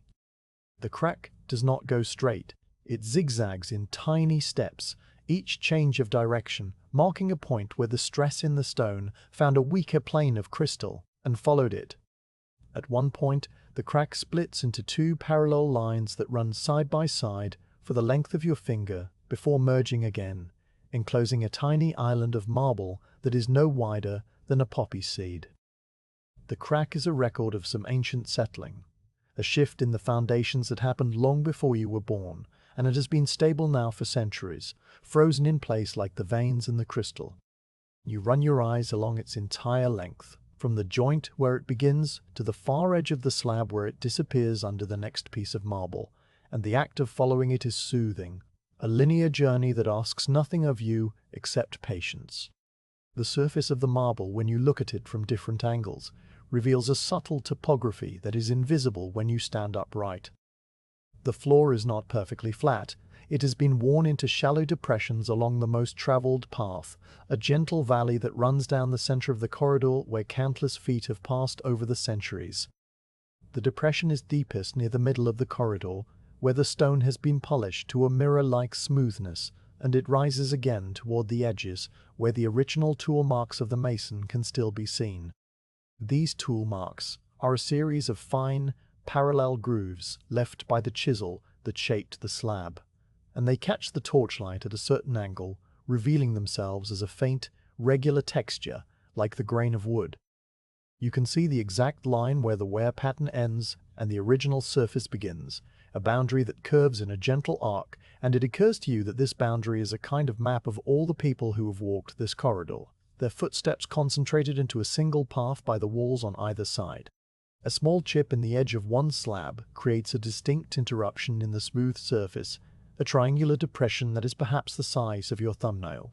The chip is old, its edges are no longer sharp, but have been rounded and smoothed by the same wear that polished the rest of the floor, so that whatever caused it must have happened long ago, a dropped tool or a heavy object set down too hard. The interior of the chip reveals the marble's inner structure, a granular texture that is rougher and whiter than the polished surface, and within this roughness there are tiny sparkles, the light reflecting off the individual crystals that make up the stone. The chip holds a small accumulation of fine dust, a grey powder that has settled into the bottom of the depression and been compacted over time, and you can see the tracks of a tiny insect that must have crossed the dust at some point, leaving a wandering trail no wider than a single grain of sand. The color of the marble changes very slightly from slab to slab, and once you notice this, you begin to trace the variations. The slab nearest the wall is a uniform cream, the color of fresh milk, while the next slab carries a faint blush of pink, a warmth that only appears when the torchlight hits it at a low angle. The pink slab also has a higher density of veins, a network of fine grey lines that cover its surface like the cracks in drying mud, and where the veins intersect, the marble has a cloudy, translucent quality, as though you were looking into a pool of water made solid. The third slab is darker, a cool grey that absorbs the light rather than reflecting it, and its surface is marked by a single dramatic vein of pure white that runs straight down the centre like a bolt of lightning frozen in stone. Each slab is a separate canvas, a unique arrangement of colour and pattern, and yet they all fit together into a floor that feels harmonious and complete, the slight variations preventing the monotony that a perfectly uniform surface might create. A patch of wear near the centre of the corridor has developed a network of fine cracks that radiate outward from a central point, like a spider's web. These cracks are so shallow that they are almost invisible unless you look at them from a very low angle, and they seem to exist only on the very surface of the stone, the result of repeated impacts rather than a deep structural flaw. The pattern they form is geometric, a rough circle of radiating lines that cross and recross each other, and within the circle, the marble has a slightly different texture, a frosty appearance that diffuses the light. You imagine the hundreds of thousands of footsteps that must have fallen on this exact spot to create such a pattern, each footstep a tiny, imperceptible tap that over the years added up to this delicate spiderweb signature of passage. The dust along the edge of the corridor, where the floor meets the wall, has accumulated into a thin, continuous line of grey that follows the base of the plaster. The dust is a mixture of everything that has ever been in the air of the corridor, particles of lamp smoke, fibres from woolen cloaks, tiny flakes of dried skin, grains of pollen that drifted in through the high windows during some long ago spring. It is a quiet archive, a record of the palace's atmosphere laid down year by year like the strata of a cliff, and if you were to run your finger through it, you would be touching the same material that settled on the floor during the reign of emperors whose names you have forgotten. You do not run your finger through it. You simply note its presence, its soft, velvety texture, its color that is not quite black and not quite brown, and you let it remain undisturbed, a tiny wilderness at the very edge of the human world. Your eyes return to the slab directly before you, and you notice for the first time a fossil that is much larger than the tiny shell you saw earlier. It is a spiral shape, a coiled shell that is almost the size of your fist, and it is embedded in the marble near the corner of the slab where it meets the wall. The fossil is slightly raised above the surrounding surface, its walls and ridges preserved in exquisite detail, and you can trace the spiral from its outer edge to its center, a journey of perhaps 5 complete turns. The shell is a darker grey than the marble, and its surface has a pearly sheen that glows softly in the torchlight, as though it still remembered the sea it once lived in. You do not know the name of the creature that made this shell, or the epoch in which it lived, or the process by which it came to be embedded in this block of stone and then carried here to this corridor and laid in this floor, but you can see that it was once alive, once moved through warm water, once opened and closed its shell with the slow rhythm of a marine heartbeat, and now it is here, under your feet, in a palace in a city on a continent it could never have known. The study of the floor has become a meditation, a slow, wordless absorption in pattern and color and texture that fills the mind without taxing it. You are not thinking about the floor in the way that a scholar thinks about a text. You are simply looking, letting the details present themselves and recede, the veins and the cracks and the fossils and the dust all merging into a single, calm field of attention. The torchlight continues its slow dance, and the shadows on the floor shift almost imperceptibly, and the marble continues to hold the story of its making and its wearing, a story that asks for no audience but accepts one when it comes. You breathe in, and the cool mineral scent of the stone rises to meet you, and you breathe out, and your breath stirs the dust at your feet by a fraction of a hair, and the night continues, and the floor remains solid and silent beneath your boots. Further down the corridor, beyond the zone where the light from your torch overlaps with the light from the next, there is another guard standing at a post that mirrors your own. You cannot see his face, and you have not seen his face during a night watch in all the years you have shared this duty, because the distance and the dimness reduce him to a collection of subtle signs that your senses have learned to read without effort.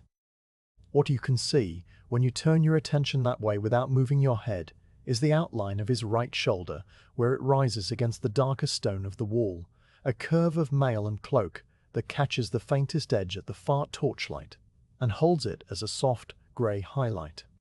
Above that shoulder, the top of his spear rises in a slender vertical line, its iron head a small dark shape against the ochre plaster, and at the very peak of that shape there is sometimes a tiny point of reflected light, no larger than a dewdrop, that appears and disappears with the slow swaying of the flames between you.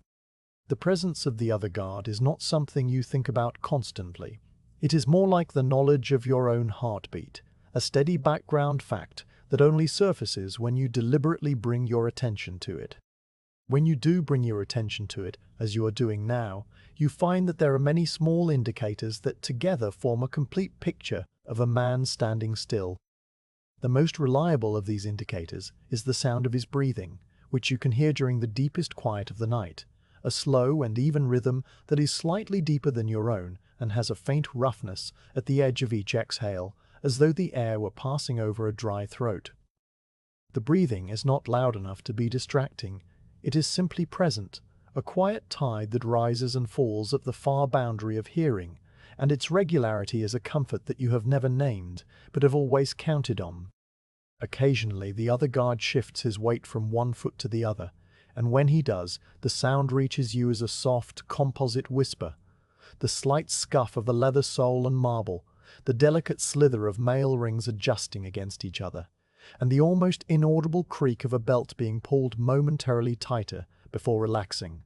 The shift is performed slowly, with the same practiced economy of movement that you yourself use, so that the total sound is no louder than a mouse stirring in its nest. After the shift, there is a brief interval of absolute stillness, as though the other guard was settling into his new stance with the care of a man placing a valuable object on a shelf, and then his breathing resumes its steady pattern, and the corridor returns to silence.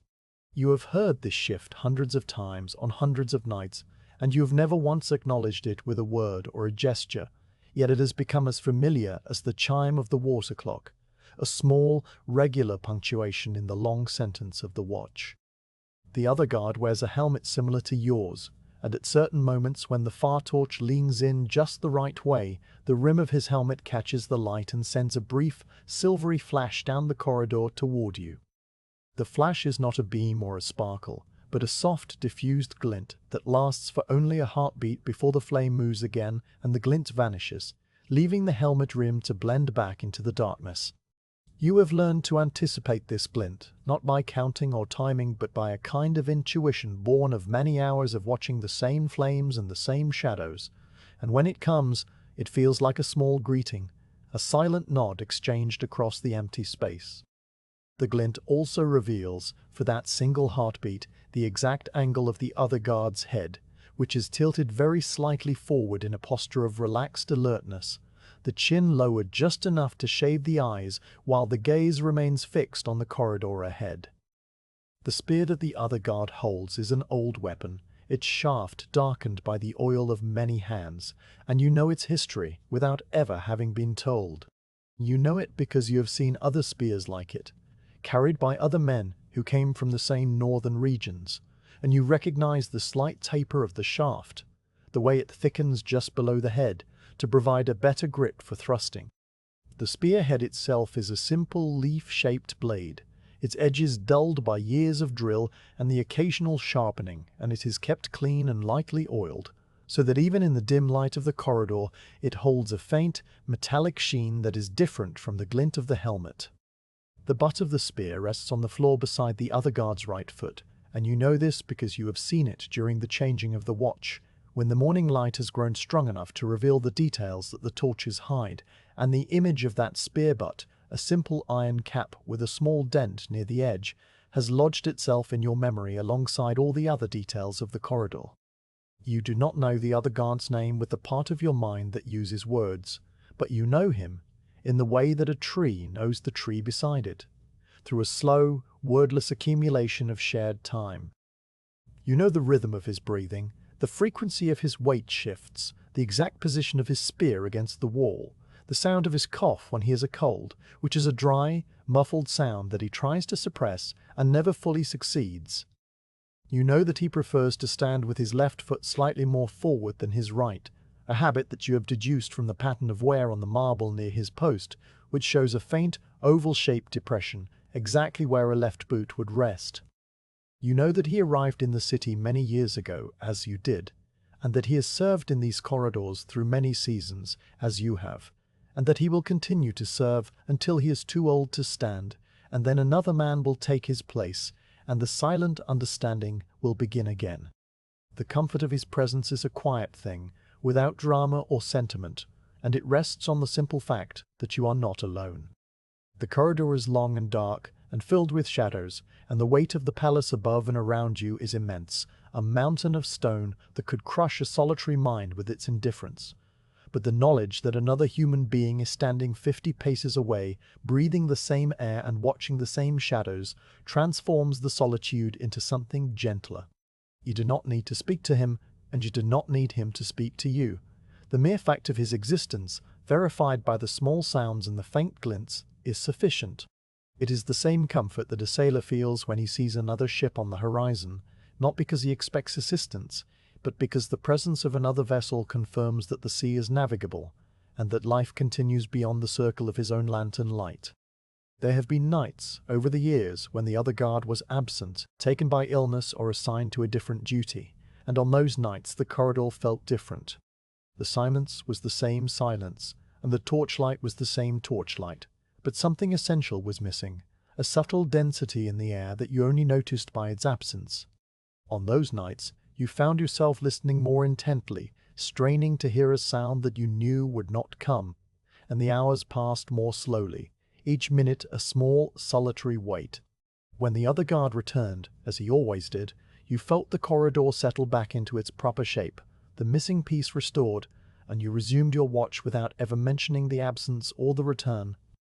That is the nature of the bond you share. It exists entirely in the realm of the unspoken, a language of small sounds and small sights that has no alphabet and requires no translation. The other guard has grown older during the years you have stood opposite him, as you have grown older, and the signs of this aging are visible only in the smallest details.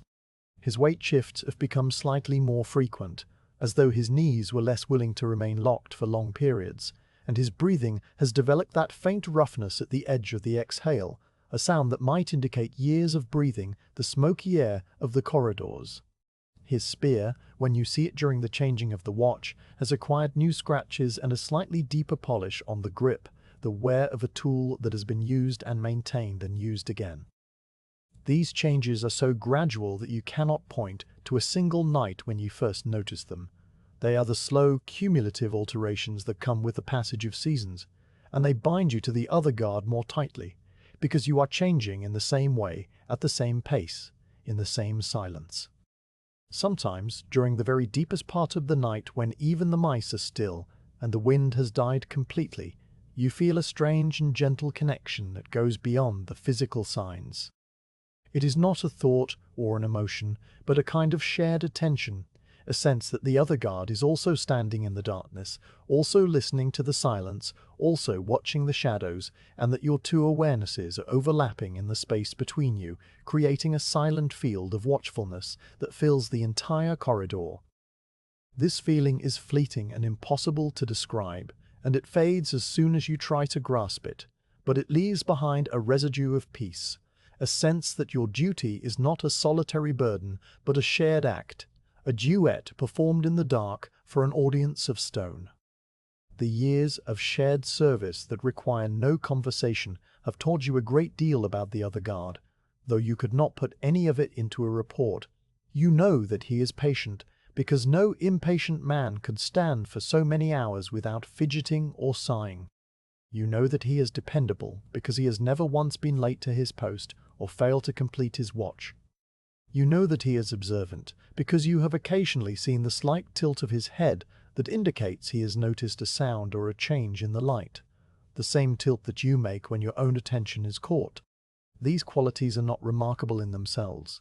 They are the qualities that every good guard must possess, and yet seeing them embodied in another person, night after night, season after season, has given them a kind of quiet radiance, a confirmation that the way you live and the duty you perform are not foolish but honorable. The other guard's name, though you rarely think of it, is something you do know. It is a name from the northern lands, a name with hard consonants and a soft ending, and you have heard it spoken by the captain of the guard during roll calls and by the other Varangians in the barracks. But in the corridor during the watch, the name is irrelevant. It would add nothing to the understanding that already exists between you. The man you know is not a name but a presence, a collection of small sounds and faint lights and shared hours, and to reduce him to a syllable would be to miss the point entirely. So you do not think of his name, and you do not wonder about his life outside the corridor, his family, or his past, or his plans for the future.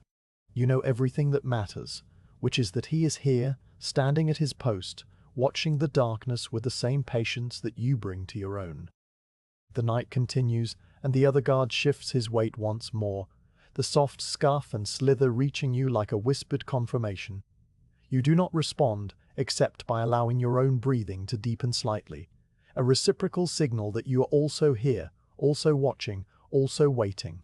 The two of you stand in your separate pools of torchlight, separated by 50 paces of dim marble and still air, and yet you are as connected as two notes in a chord, each one distinct but together forming something larger, a harmony that fills the corridor and holds the silence at bay. The comfort of his presence is as steady as the floor beneath your boots, as warm as the torchlight on your face, and as the hours pass, you carry it with you like a second cloak, invisible but weighty, a gift that requires no thanks.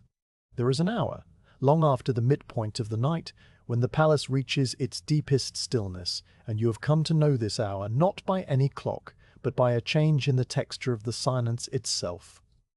The corridor does not look different, and the torch still burns with the same patient flame, but something in the air shifts almost imperceptibly, as though the great stone building has finally let out a breath it had been holding since sunset.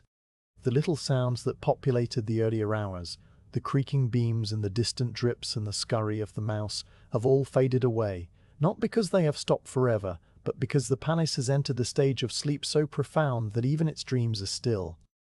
You feel this hour arrive as a subtle pressure in your ears, a deepening of the quiet that makes your own breathing seem louder, and you welcome it because it is the hour you know best, the hour when time itself seems to pause. The torch nearest you has burned down to a shorter, softer flame, its earlier vigor replaced by a steady, drowsy glow that barely reaches the nearest pillar.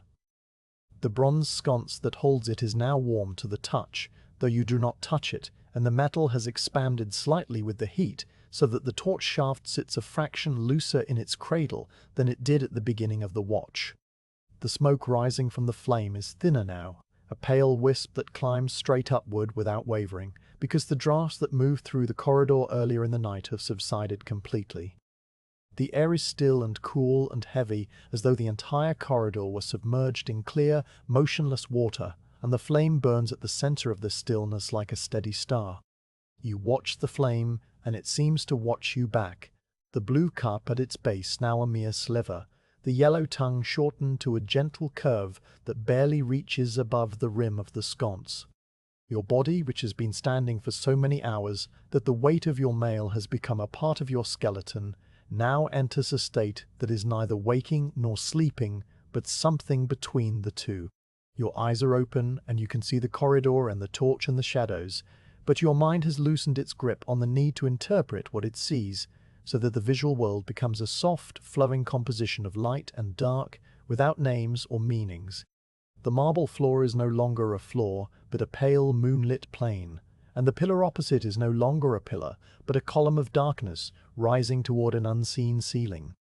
Your breathing is so slow and so shallow that the mail across your chest scarcely moves, and your heartbeat, which you can feel in the pulse points of your neck and wrists, has settled into a rhythm that is almost too slow to count.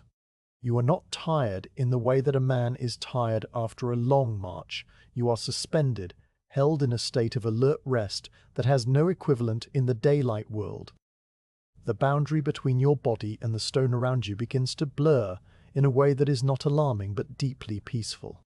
You feel the coolness of the marble floor transmitting upward through the leather of your boots and into the bones of your feet, and at the same time you feel the weight of your mail pressing downward through your shoulders and into the floor, so that you become a vertical channel of force, a living column that connects the ceiling to the foundation.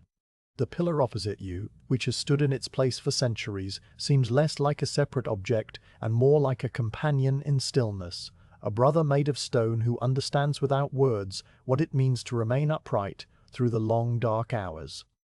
Your axe, which you have held for so long that your hand has forgotten its shape, feels less like a weapon and more like a staff, a pilgrim's rod that marks you as a traveler through the night. You are not a guard anymore in this deepest hour. You are a part of the palace's architecture, a breathing stone that watches over the silence with the patience of the stones themselves.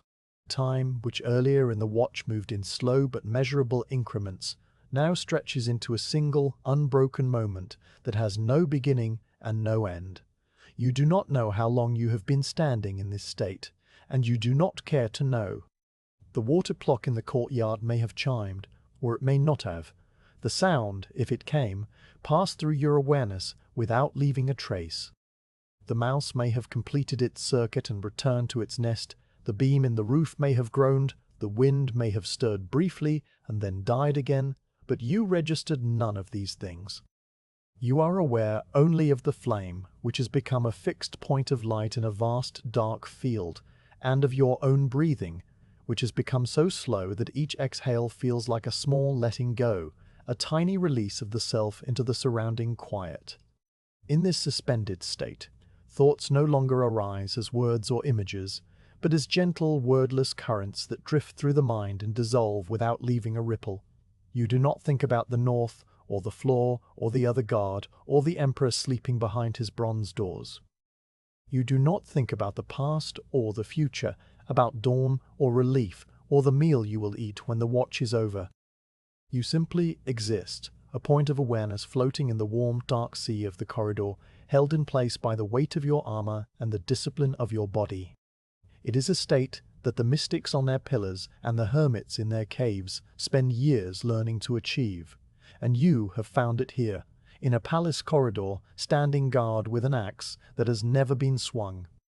The irony is not lost on you, even in this deep stillness, and you let it pass with a faint, inward smile that never reaches your face. The torch gives a soft, fluttering sound, the first sound you have consciously registered in what feels like hours, and the flame dips suddenly, shrinking to a tiny blue bead that hovers at the very tip of the wick. For a moment, you think it will go out, and the thought is a small, distant ripple in the calm pond of your mind. But then the flame recovers, stretching upward again with renewed brightness, and the hissing sound returns, and the hissing sound returns, and the circle of light on the floor reasserts itself. The near extinction of the flame has pulled you slightly back toward full awareness, and you notice that the quality of the darkness beyond the torchlight has changed. It is no longer the absolute velvet blackness of the deep night, but a darkness that is just beginning to thin, a darkness that holds within it the first faint promise of the dawn. You do not know how long you were suspended in that wordless state, but you know that the deepest hour has passed, and the long, slow turn toward morning has begun. You shift your weight, the first deliberate movement you have made in a long while, and the mail whispers against your tunic, and the leather of your boots creaks softly, and the axe haft rolls a fraction of an inch in your palm. The sounds are small and familiar, and they bring you back fully into your body, which feels heavy and slow but not uncomfortable. You flex your fingers inside the mail mittens, feeling the rings shift against each other, and you roll your shoulders once, gently, to release the tension that has accumulated in the muscles of your neck. The movement is quiet and economical, the movement of a man who knows that the watch is not yet over, but that the hardest part has passed. The flame continues to burn, the marble continues to gleam, and you continue to stand, a guard returned from the deep stillness to the ordinary quiet of the late-night corridor, ready to see the watch through to its end.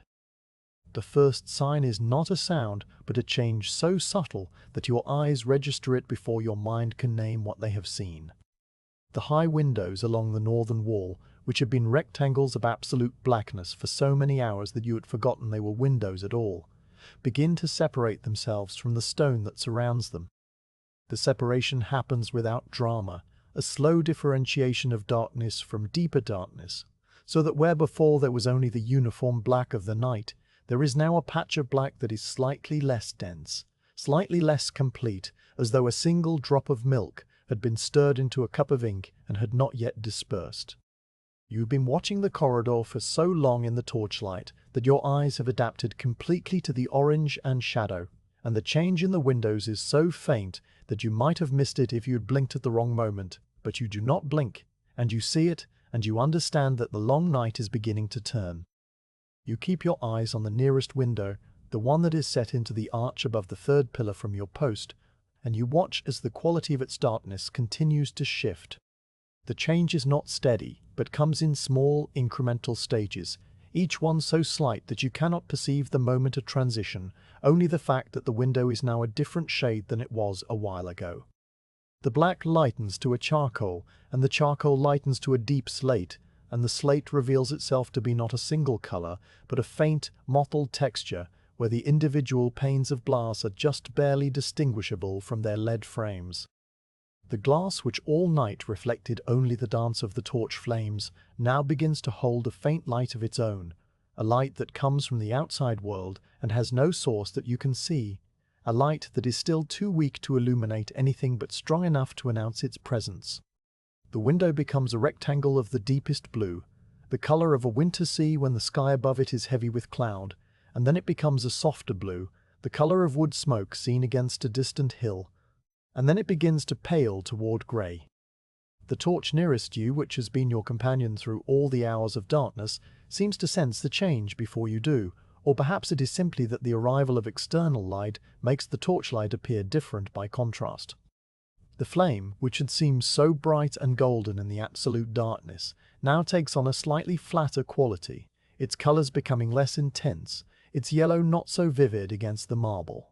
The smoke that rises from it is more visible now, a thin, wavering column of grey against the slowly brightening air, and the shadows it casts are no longer the crisp, sharp-edged shapes of the deep night, but have begun to soften at their boundaries, as though the new light were gently erasing them from the outside in. You watch the shadow of the pillar opposite you, which has been a solid band of darkness stretching across the floor and up the wall, and you see that its far edge is beginning to fray, the darkness no longer absolute, but grainy and uncertain, a territory that is slowly being reclaimed by the advancing day. The color of the marble begins to change, and this is the change that occupies your attention most completely, because it happens across the entire surface of the floor and the walls, a slow transformation that is like watching a painting being restored. Under the pure torchlight of the night, the marble had been a warm stone, its cream veined with shadows of orange and amber, its surface glowing with borrowed fire. Now, as the light from the windows grows stronger, the marble begins to cool, the orange draining from it so gradually that you do not notice the moment it leaves, only that at some point the stone is no longer warm-toned, but neutral, a soft, natural cream that carries no hint of flame. The grey veins, which had been dark lines of charcoal in the torchlight, become lighter and more silvery, their edges softening, and the overall effect is that the marble seems to be waking up, shedding the golden sleep of the night, and returning to its true color. The pale marble is joined by other colors that emerge from the shadows one by one, like shy creatures venturing out after a storm. The ochre plaster on the upper walls, which had been a deep, burnt earth color in the firelight, now reveals itself to be a softer, yellower hue, the color of dried grasses in a field. The painted border near the ceiling, which had been barely visible all night, begins to show its geometric patterns in faded rusts and dusty blues, the interlocking circles and diamonds becoming legible again after their long immersion in darkness. The bronze sconce that holds the torch, which had been a shape of blackened metal indistinguishable from the shadows around it, now shows the faint green patina that has formed along its edges over centuries of exposure to air, a subtle bloom of verdigris that speaks of its great age. The colors return to the corridor without fanfare, without any single moment of revelation, simply accumulating like dew on a leaf until the whole space is transformed. The carved capital of the nearest pillar is the next thing to emerge, and you watch it with a quiet fascination because it has been hidden in shadow for so long that you had almost forgotten the intricacy of its details. The acanthus leaves, which in the torchlight were only a suggestion of deeper darkness against the dark stone, now begin to separate themselves into individual forms, each leaf distinct from its neighbors, their edges curling outward in a frozen stone ripple. The deep cuts of the carving, which had been filled with shadow so dense that they seemed bottomless, now show a softer darkness, a darkness that is merely the absence of direct light rather than the presence of night.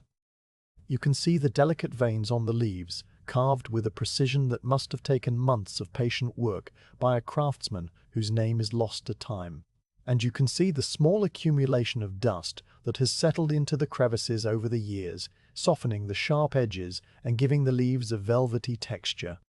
The capital is a masterpiece of stonework that you have passed 1,000 times without seeing, and now, in the slow arrival of dawn, it reveals itself fully, a frozen garden blooming in the upper air of the corridor. The windows continue to brighten, and their light, which had been a diffuse glow without direction, now begins to fall on the floor in faint, pale rectangles that are the exact shape of the window openings but stretched and softened by the angle of the sky. The rectangles are the color of unbleached linen, a cool, muted grey-white that carries no warmth, and they lie across the marble like sheets of thin ice, overlapping with the fading circles of torchlight to create a complex pattern of cool and warm illumination. The edges of the window-light rectangles are even softer than the edges of the torchlight circles, fading into the surrounding stone over the width of a hand, and within the rectangles the marble shows its truest color, a clean, pale stone with a faint crystalline sparkle that the orange torchlight had always obscured. You watch the rectangles move almost imperceptibly across the floor as the unseen sun climbs behind the clouds, a slow translation of light that is the only visible clock in the corridor. The sounds of the palace begin to change, and though this chapter is about light, you cannot help but notice the way the arrival of dawn brings with it a new quality of sound. The absolute silence of the deep night is broken, not by any loud noise, but by a general, diffuse stirring, a sense that the building itself is waking. The drip in the cistern seems louder now, or perhaps it is simply that your ears, no longer straining against the weight of total darkness, have relaxed and are hearing more. The wind, which had dropped in the small hours, now picks up again with the first warmth of the sun on the roof tiles, and you hear it moving through the upper gallery with a soft, sighing sound. The mouse behind the wall makes a final rustle, a brief scurry, and then falls silent, having completed its night's work. The palace is still quiet, still sleeping, but the quality of the quiet has shifted from the dense, held-breath silence of midnight to a lighter, more porous quiet that is preparing to receive the sounds of the day. Your own body registers the arrival of dawn in subtle ways. The coolness of the corridor, which had settled into your bones during the deepest hours, now seems less penetrating, though the actual temperature has probably not changed. The torchlight no longer feels like the only source of comfort. Instead, it is becoming redundant, a small, flickering companion that has nearly finished its duty. Your eyes, which have been adjusted to the warm spectrum of the flame for so long, now begin to adjust to the cooler spectrum of the window light, a shift that happens automatically in the retinas, but which you feel as a slight release of tension in the muscles around your eyes. The colors you see are more varied now, the ochre and cream and rust and verdigris and the pale grey of the window light all blending into a palette that is richer and more complex than the simple orange and black world of the night. You look at the far end of the corridor, where the other guard stands, and for the first time in the entire watch you can see more than the outline of his shoulder and the glint of his spear. The growing light reveals the deep red of his cloak, a muted crimson that is the same as your own, and it reveals the dull gleam of his mail, the individual rings now visible as a texture rather than a uniform grey. You can see the shape of his helmet more clearly, the conical iron cap with its nasal guard, and you can see the way he is standing, his weight on his left foot, his spear held at the same angle as it has been all night. He does not look toward you, and you do not look toward him beyond this brief visual confirmation. But the fact that you can see him now, after so many hours of knowing him only through sound and faint glints, feels like a small, quiet gift from the dawn. The torch nearest you gives a soft, fluttering sound, a gentle sputter that draws your attention back to it. The flame, which has been burning steadily for so long, is now visibly smaller, its yellow tongue shorter, its blue cup thinner. The oil-soaked fibers are nearly spent, and the flame is beginning to consume the last of the fuel with a slightly irregular motion, leaning more often toward the direction of the draft. The smoke has increased, a thicker column that rises with a new, sharper scent, the smell of the fibers themselves beginning to char. The torch has done its work, and soon it will be extinguished or replaced by the morning watch, and its long night of faithful burning will be over. You watch it with a quiet gratitude, this small fire that has kept you company through the darkness, and you note the way its light, which once seemed so powerful, is now no match for the pale, diffuse glow from the windows, a light that grows stronger with every passing moment while the flame grows weaker. The change in the light continues, and now the details of the corridor are almost fully visible. You can see the hairline cracks in the marble, the fossil shells, the worn patches where countless feet have passed, the fine dust along the edges of the walls. You can see the painted patterns on the ceiling border in colors that are still muted but are no longer hidden. A deep faded blue, a rusty red, a yellow that is almost the color of old parchment. You can see the individual stones of the arch above you, each one a slightly different shade of grey, and you can see the mortar between them, a pale line that traces the curve of the arch like a drawn bow. The corridor, which for so many hours was a place of mystery and shadow, has become a place of stone and plaster and paint. A simple, solid, human-made space that holds no secrets in the daylight. The window glass, which now appears as a pale, milky grey, reveals the faint outlines of the world outside. You cannot see the city through the thick, imperfect panes, but you can sense the presence of the sky, a vast overcast expanse that stretches above the palace roof and beyond the walls and over the sea and the hills and the distant mountains. The light that enters the corridor is the light of a cloudy morning, soft and even, and shadowless, a light that seems to come from everywhere at once rather than from a single point. It is a northern light, you think, a light that reminds you of the grey winter days you remembered earlier in the watch, and the connection between the dawn here and the dawns of your homeland is a quiet thread that ties the two worlds together. The light fills the corridor completely now, reaching every corner, every crevice, every patch of worn marble, and the torchlight is no longer a source of illumination, but a small residual point of orange that lingers only out of habit. The transition from night to day is nearly complete, and you feel the watch drawing to its natural end. There has been no sunrise, no dramatic burst of gold and pink, only the slow, patient dilution of darkness into grey, the gradual re-emergence of colour and detail and form. The corridor is now a day-lit space, quiet and still, waiting for the first footsteps of the morning servants, who will soon come to open the doors and sweep the floors and replace the spent torches with fresh ones.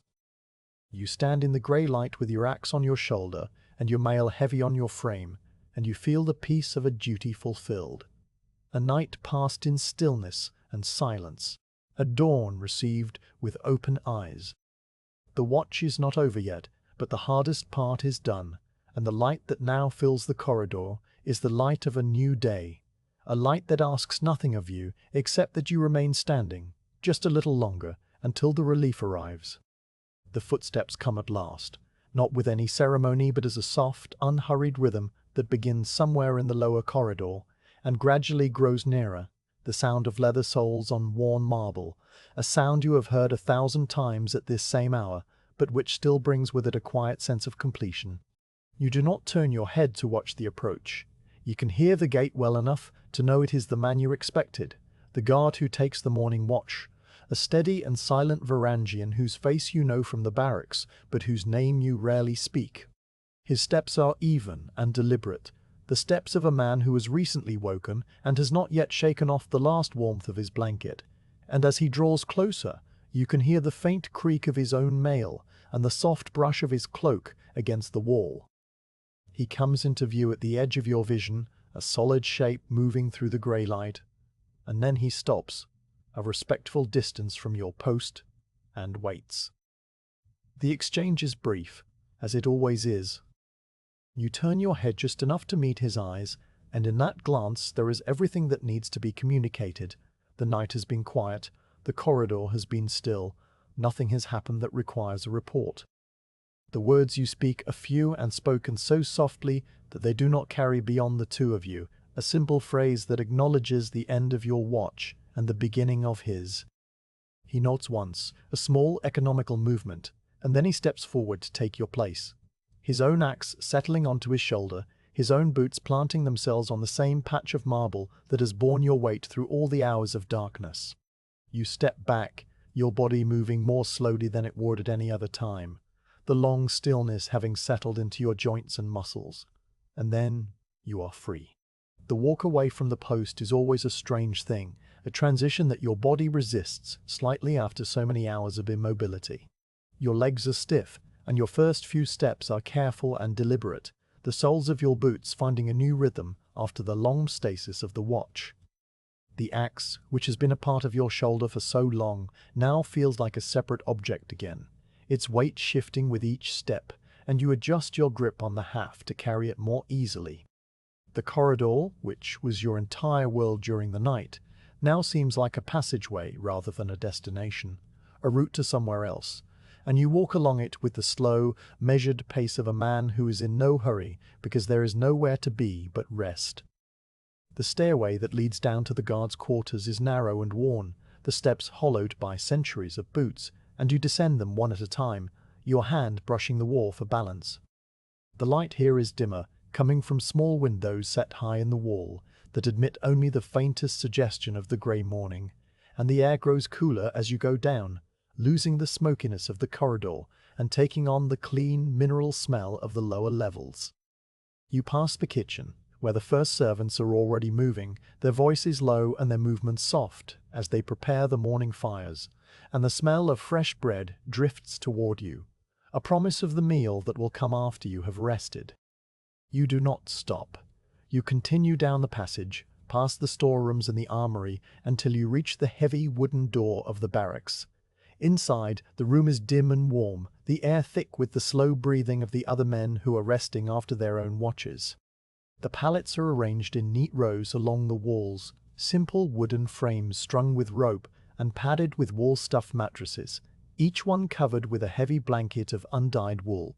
You find your own pallet, the one you slept on for so many nights that the mattress has molded itself to the shape of your body, and you set the axe in the rack beside it, the iron cap clicking softly against the stone floor.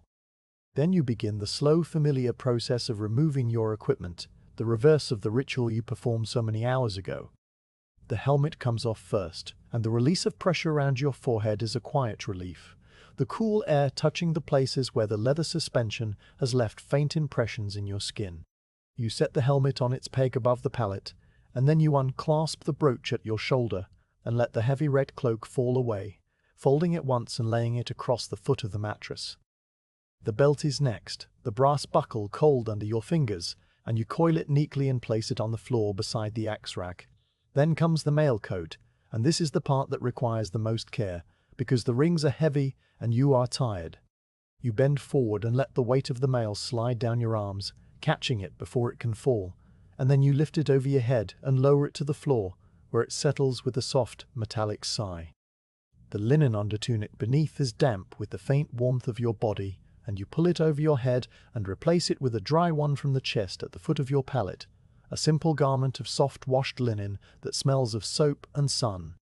Your boots you remove sitting down, the leather laces stiff and reluctant after the long night, and when they are off, you unwrap the woolen footcloths and let your feet rest on the cool stone floor, flexing the toes slowly to bring back the circulation.